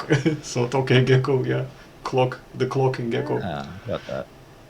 Nice. It could be a coincidence, but it could be just a borrowed word that just became mainstream as well in the Anglosphere. It's very common I for mean, these things to happen.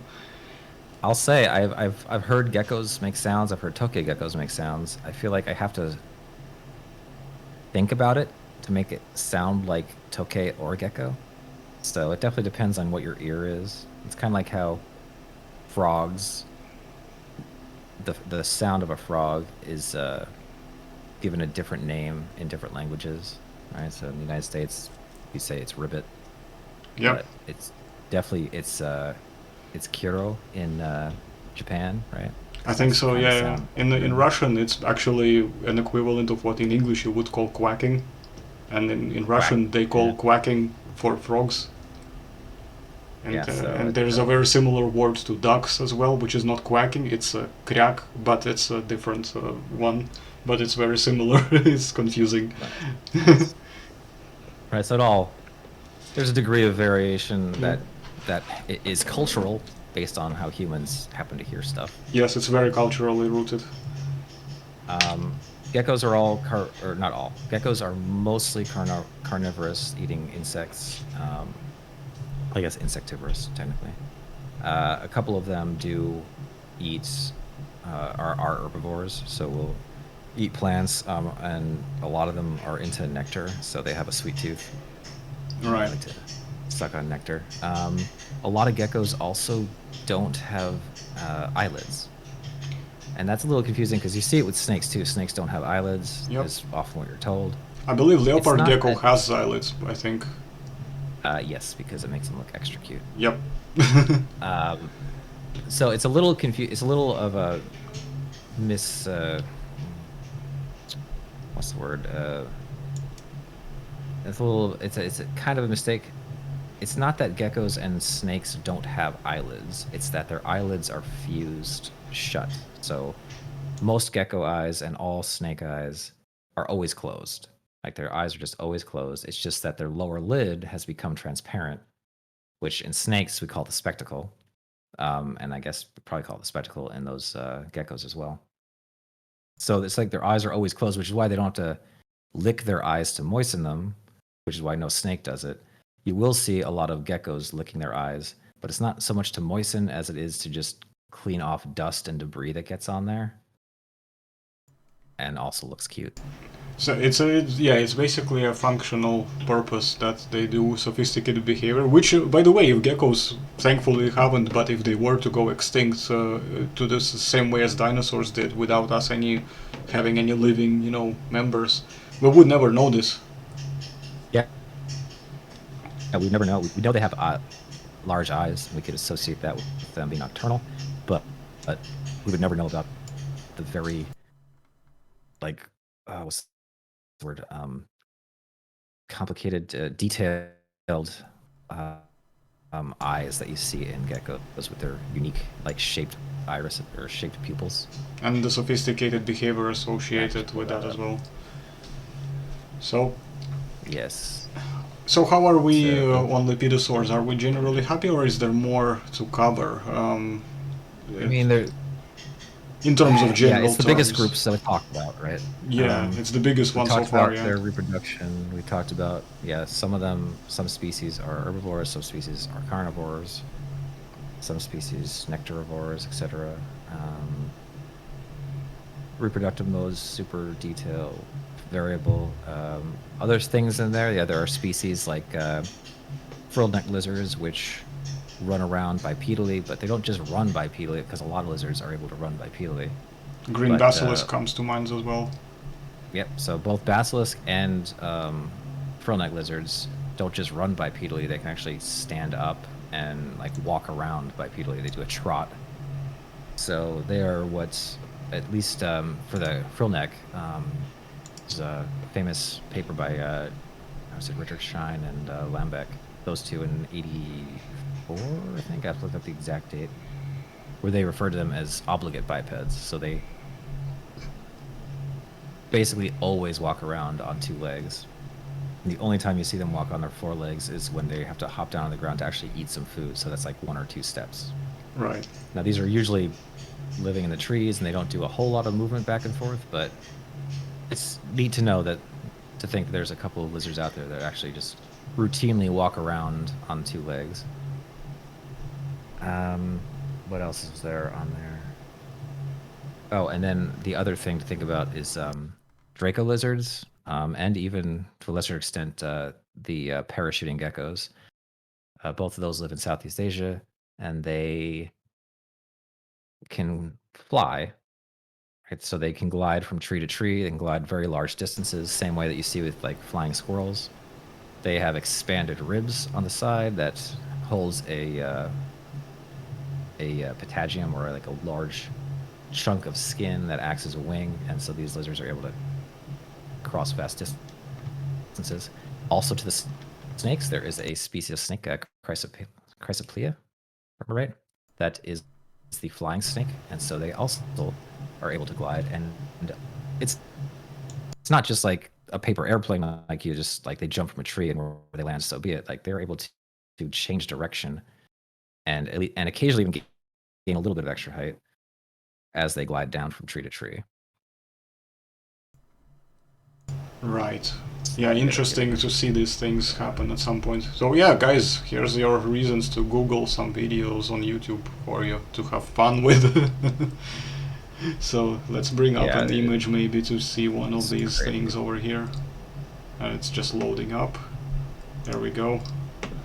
And which one is this in particular? These are the flying lizards. So this is Draco, which is the genus name for it. So there's a few different lizards in that group. Right. But they are also iguanians, so they are very territorial. They have little dewlaps, and they'll like they will give each other grief if they get on the same page together, if they get in the same tree together. Of course. But yeah, there is not as much data on how they glide, which is unfortunate. But there's been more recent work that's been going the past few years, probably also past 20 years, where there's been a renewed interest, or for the first time interest, in how these animals do this. Sure. No, it's it's a very interesting thing, because you can also see the extending ribs sort of going right, along the, not really wings, but you know what I mean, the parachute. Let's call it a parachute. Yeah, it's like a hang glider. So they can change direction and catch currents. Less currents because they're living in a very tall forested area.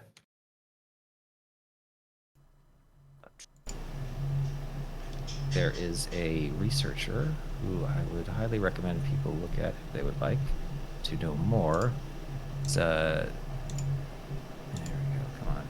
Yeah, it's John Socha. He did his PhD work on how flying snakes fly. And so he's been like the guy to go to for any of this gliding work. And he did a lot of really cool work where like they would just toss snakes out of the top of the building and then see how they glided around. And he had a couple of good videos where the snakes just decided they wanted to go their own way and would turn around in the air and just go completely away from the researchers. And they have to go chase them down. Right, yes, okay, so I've got the loaded page. That's what it looks like, guys. If you're interested, let us know in the comments, and I will drop the link anyway in the description, so That's what it is. Yeah, it's a nice slideshow as well. So, okay. So, is there anything else that is particularly noteworthy to address? We'll keep on going down this road if we keep it up. So I think we're good. Shall we wrap up yeah, some things? okay, Maybe couple last things. couple last things. Okay. Yeah, sorry, a couple last things. Reproduction. We mentioned all the different ways to reproduce. There is parental care. It is slowly being recognized in more and more species. There is heat production in pythons. So when females lay their eggs, they'll actually brood their eggs. So they'll keep their eggs together and wrapped in their coils, and they will use rhythmic contractions to warm up the eggs. So they maintain the temperature of their eggs that way. There are skinks that don't do that, but will sun themselves and then go down into their nest and then just rest on top of their eggs to warm them that way, and will just like keep track of their eggs. So there's various types of brooding that is noticed, and then various levels of parental care after that. And we should mention the tegus, which are the New World monitor lizards, if you will. Look very similar monitors, but they're not actually related. And over the past few years, it has been discovered that males during the breeding season will actually generate heat sort of in preparation to go out and fight for females. So that has been a very new discovery, which has been really cool. Awesome. Well, yeah, tegus are kind of very unique in the way how they do it as well. They're just overall very fascinating because they seem to be quite intelligent for lizards too, aren't they, tegus? Especially the well-famed Argentine black and white tegu, which is a popular pet despite it being quite a large lizard. Yep. Yeah, they are. They are popular. They're ornery in the same way that a lot of piranhas are. So you can have one that's a really good relaxing pet, or you can have one that's a real pain in the butt. It depends on your species. They do tend to calm down as they get older, especially if you've raised them from young. Yeah, if they were captive bred, I think they're usually better. All right. Yeah, I just want to remember who did it. Yeah, it was Ben Tattersall and Company. They did. It was their paper from 2016 where they found the lizards got all warmed up in preparation to fight it out. And if you ever see their faces, they got these big jowls, and just like with crocodiles, those jowls are not fatty. That's all just muscle, so they can bite pretty hard. So it's basically putting all that muscle power into a bite, if you will. Yeah. So we talk about like muscles in T-Rex and large theropods. The upshot to having muscles on a big head like that is that you can distribute the muscle size a little easier. With these lizards, they have these really big muscles, but their heads aren't all that big, so the muscles just kind of have to sit off on the side by their neck. Right, yeah, makes sense. Obviously, yes, and it's proportionally considerably smaller as well in comparison to, well, dinosaurs, which are obviously Archosaurian counterparts, but they're still very good, to kind of understand the proportions, if you will, on a general sort of basis, to compare just for fun. So, all right, well... down a road. Down a road, what do we have? Pitosaurs, very large. Super busy. Yeah. And let's, before we obviously finish this part, because I think this is a good time to pretty much wrap it up, and the first part of the video at least, and I think maybe we can do crocodilians and go into the Archosaurians as a whole, the extinct ones specifically in the next part. But before we get into that, let's maybe cover a few notable examples from the extinct Lepidosaurs that maybe not many people know of. Of course, most people who are into paleontology will know this, but one of the examples, a few examples that I can think of course, is the Meiolania or Varanus prisca from Australia, very well-known one, and we also have what's it called, Paleoceniva from Canada and USA in late Cretaceous. We also have Titanoboa from Colombia and a few other extinct snakes from Paleogene period. So what would you say? What else can you think of that is very interesting Well, you in get all the terms of good the? ones. Yeah, Paleocinoa and Varanus prisca, both from Priscus, are both from Varanidae. So they're monitor lizards. So they're the ones that we. So they would be similar to those, especially for Varanus priscus. It would definitely look a lot like a very large Komodo dragon, though they did have a little crest on their snout, which is interesting. For the snakes, Titanoboa has gotten a lot of airplay, so everyone should be well aware. Like Titanoboa is very large. There were other large snakes back then. The Matsuit. I always bad with this name. Yes, I remember what the The family name is. I am trying to think, but Matsoidae. So Matsoidae, yeah. Mabtsoiidae. Not an easy name to get down.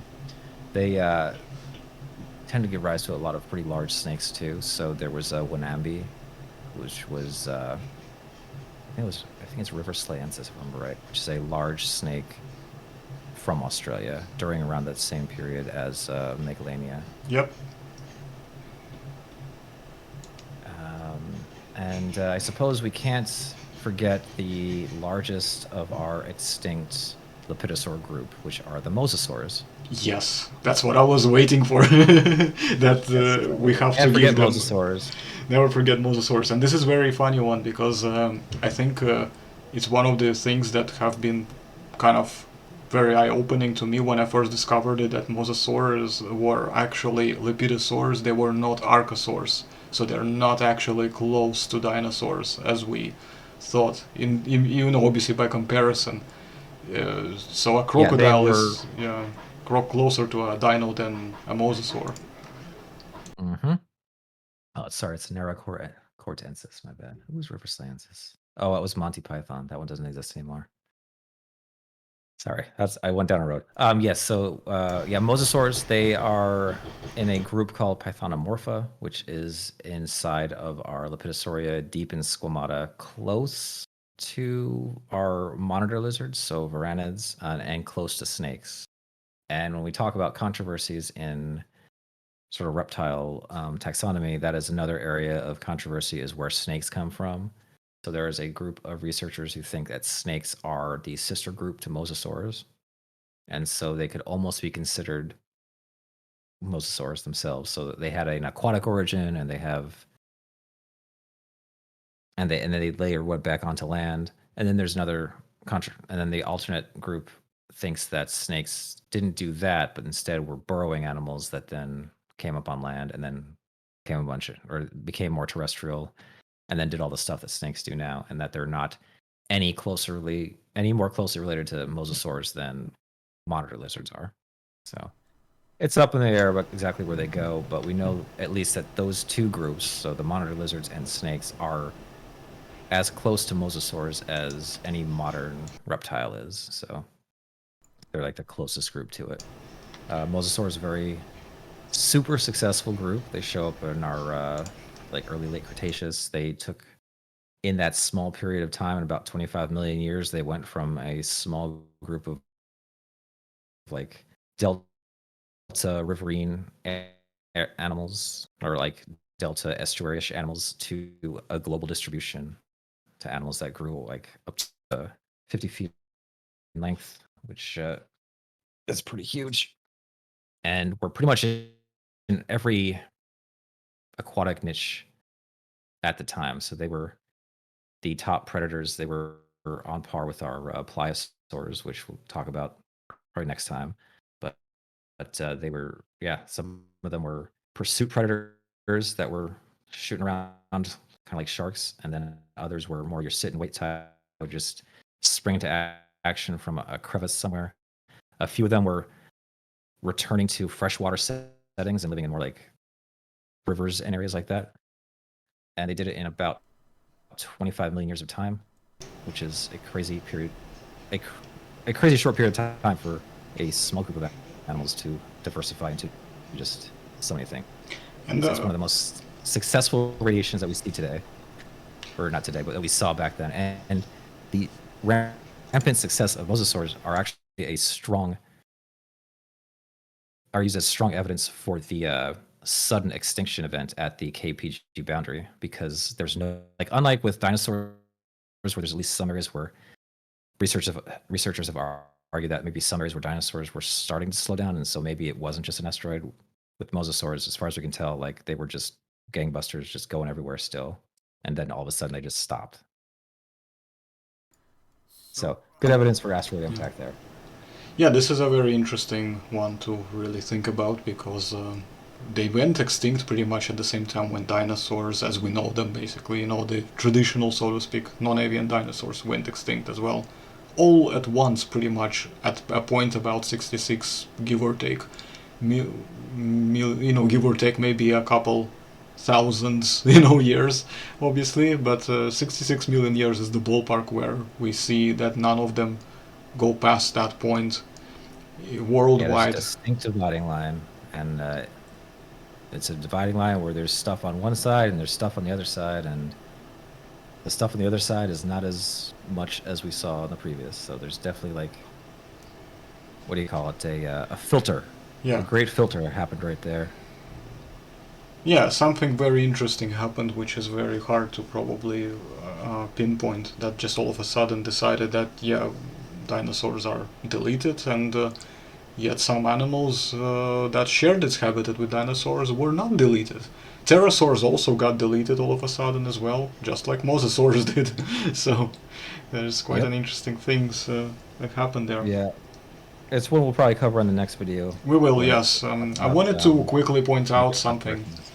I wanted to point out something, and wanted for you to correct me if it's true or not. Is it true that there were many contemporary mosasaur species living at the same time, even in sharing same environments, and maybe even niche partitioning because of their size ranges?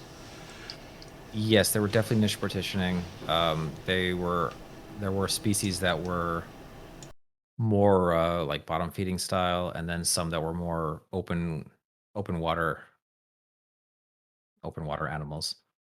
I could not tell you exactly which species were doing which, but I know the Platycarpines were the kind of like more pursuit style critters with the stiffer bodies. But they should have been around at the same time, I think, as Tylosaurines, but do not hold me to that one. So my god, my tongue. Tylosaurines, right? They are we not to be confused with the mosasaurians, basically, because they are still different groups, right? Mosasaurians and Tylosaurians are not the same thing. Yeah, Well, or is it kind of contested or argued? How does that work? So they're all mosasaurs. So there's Mosasauria or Mosasauroidea, and it is that group that has your Tylosaurines and your Mosasaurines. So it's more like subfamilies within the group Mosasauridae or Mosasauroidea. So they're all mosasaurs, but they are not. Yeah, so there's Mosasaurus, which is different from Tylosaurus, but they're all types of mosasaurs, if that makes sense. Right. There's also Platycarpus, which is a Platycarpine. That's another one that comes up a lot. Yeah. I'd like to see. Mosasaurus, if we were to talk about the largest species and probably most iconic species, Hoffmanni, which we know from the Netherlands, and we also know them, I believe, from United States, and even I think from Russia as well. There were reports of findings them. They were pretty much cosmopolitan critters. What is that? Yeah, mosasaurs as a group were definitely cosmopolitan critters, so I'm not surprised that you would find some up there and down there. And they're also, this particular species is also probably the largest mosasaurus, because not only length, but it's quite thick as well, isn't it? Yeah, the original Mosasaurus, kind of like how Tyrannosaurus, being the first Tyrannosaur, also wound up being the biggest. Mosasaurus looks like it's close to the biggest, if it wasn't the biggest. Yeah, it's a big critter. I don't usually like to pull from Wikipedia, but there is, if I can get this thing to work right, there is an image that kind of shows some nice size comparisons between at least different mosasaurs. I'd like to see a comparison with Mosasaurus and Tylosaurus. Let me see if I can find something. I mean, I'm actually just generally curious how Tylosaurinae are diagnosed separately from Mosasaurinae. Is it just to do with how they're built, or is it to do with some other things in regards to their skulls, maybe, or their dentition? Is there any particular strong distinguishing characteristic that you would notice visually if you were to hypothetically reconstruct the animal? Or would it be something that needs to be pinned down to the anatomy from the inside that will determine them apart? Yeah, we're extending beyond my wheelhouse now. But that would be a good interview with Mike Everhart, who runs Oceans of Kansas, because mosasaurs are his jam, and he would definitely know the difference between like what we look for in tylosaurs versus mosasaurs. That one I have to look more detail. I have to look up and just see like what we have from the latest phylogeny and how that separates out. No problem. But Yeah, there is a it's a busy mosasaurs are a busy group, so there's been a lot. Very busy, yeah. It's probably going to take too long trying to break them down, so I think maybe it's a good idea to just point out that, well, they are definitely a very big and famous group of the Lepidosauria, which is an extinct group, and they coexisted with dinosaurs. They were mainly their contemporaries during, I believe, what is it, the middle to late Cretaceous? Yeah.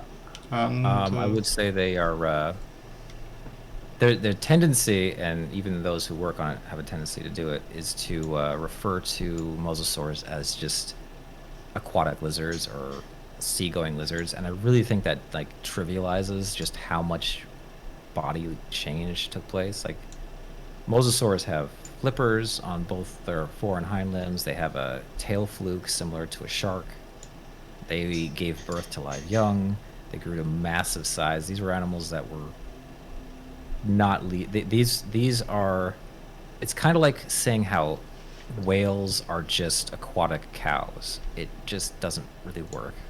Like these were definitely lepidosaurs, they were definitely squamates, but they were a group that, just how snakes did a very unique thing, mosasaurs went off and did a very unique thing. So I tend to, like, when I think aquatic lizard or seagoing lizard, I think of like a Galapagos marine iguana. Like there's a lizard that definitely works well in the ocean, but you know, that's what a lizard in the sea looks like. A mosasaur is like a whale.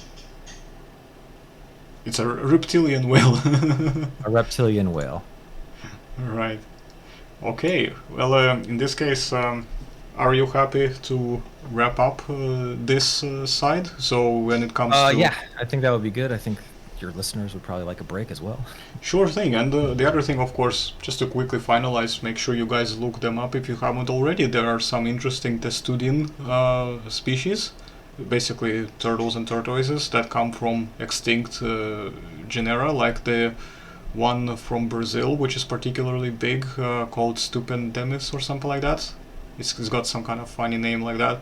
And Yes, if we should mention, yeah, in terms of extinct species of turtles, yeah, there's Megalocheles Megalocheles atlas, yes. atlas, which is the largest turtle on land that we know of, and that grew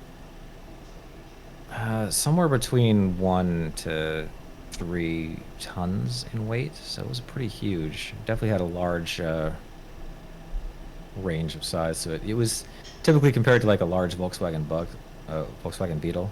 Yep. So this was a animal substantially larger than your like Galapagos tortoise. And yeah, there's Stupendemes geographicus, which is fascinating because it's a freshwater turtle, but it's a side neck turtle. So part of the two major radiations of turtles, one group were the hidden necks, the cryptodires that could stick their neck inside their shell, and then the side necks, which stick their necks more on the side of the shell so they can't go all the way in. Side necks do tend to have longer necks, for whatever reason. But yeah, Stupindemes was huge. And then there's Archelon, so Archelon Yep. which was a very large sea turtle as well. Protostega as well, which came close second to Protostega was that. a big one. Carbonemys from the same place and time period as Titanoboa, really shared the environment as well with it. Carbonemys, I don't remember the species name, unfortunately. And then we can't forget my favorite of the extinct turtle group, which would be the Meiolaniids. So these are large armored turtles with horns on top of their heads and clubbed tails. And they lived in Australia, South America, and New Zealand from the late Cretaceous through to the Pleistocene. So there was a very large gap in late Cretaceous and Pleistocene. Oh, so they yeah. probably also lived in Antarctica.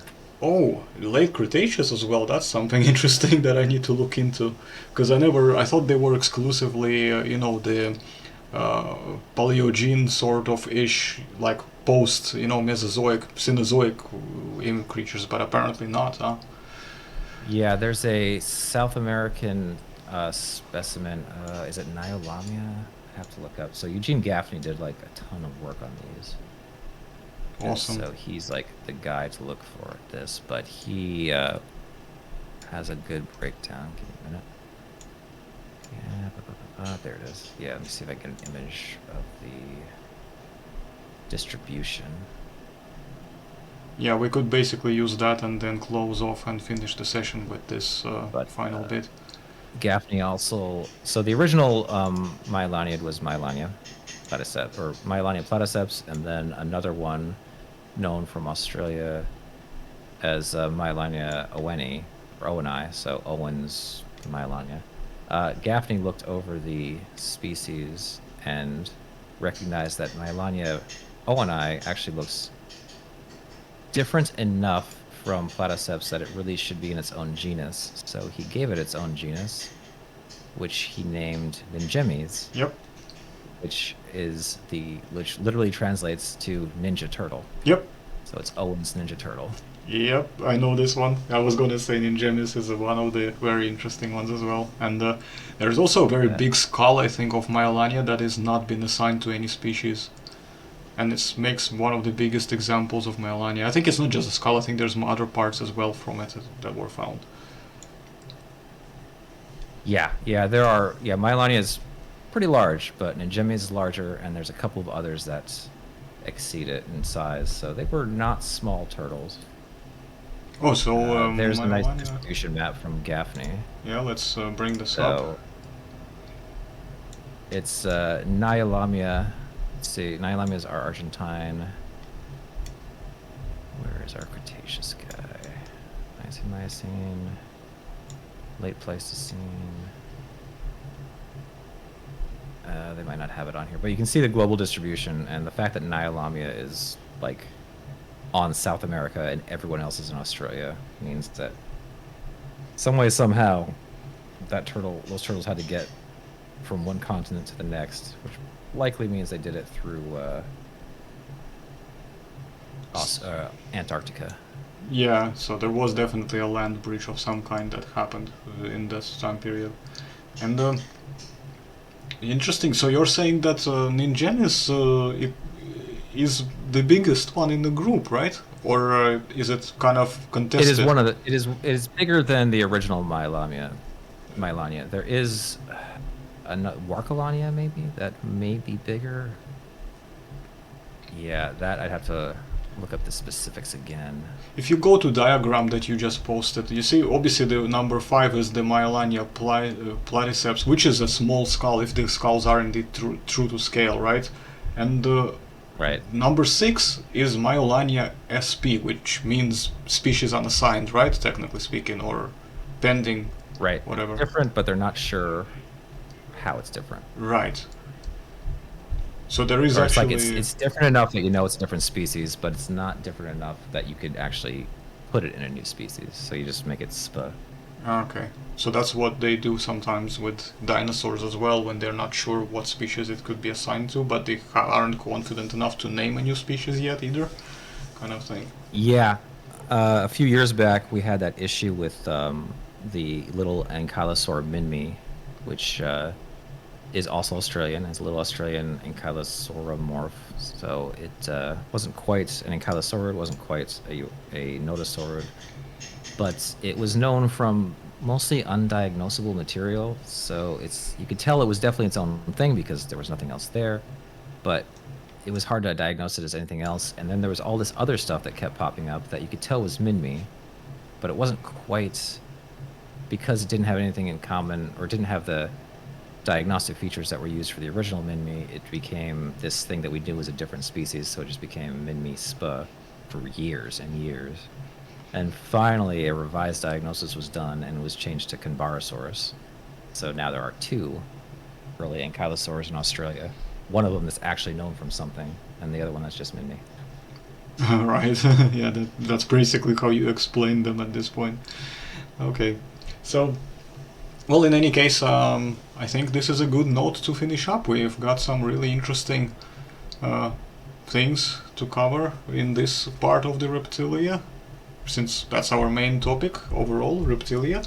Very encompassing topic and a big topic, as you can tell. It's almost 2.5 hours just for the first part. And yeah, wait till we get to the next part, which is, extinct ones, mainly Archosaurian focused now, because I think that deserves its own breakdown, and that will just be very lengthy to encompass if we were to do it as part of this session. So I think it's good for our viewers to take a break from this one, and make sure that if you're new to the channel, give this one a like for the algorithm, give this channel a subscribe, and hopefully you enjoyed this podcast if you were driving. So make sure, if you were driving, well, I should have said this in the beginning of the video, but yeah, don't drive and look at your phone. Make sure you play it in the background if you want, or find a safe place to stop. And if you are watching this video, then I hope you have seen some nice things that you have enjoyed, and if you would like to see more things, make sure you let me know in the comments as well. And of course, Jay, thanks very much as always for coming on, and I look forward to doing a part 2 of this topic with you next time. Absolutely. Alright, everyone, thanks for watching, and I'll see you later. Bye-bye.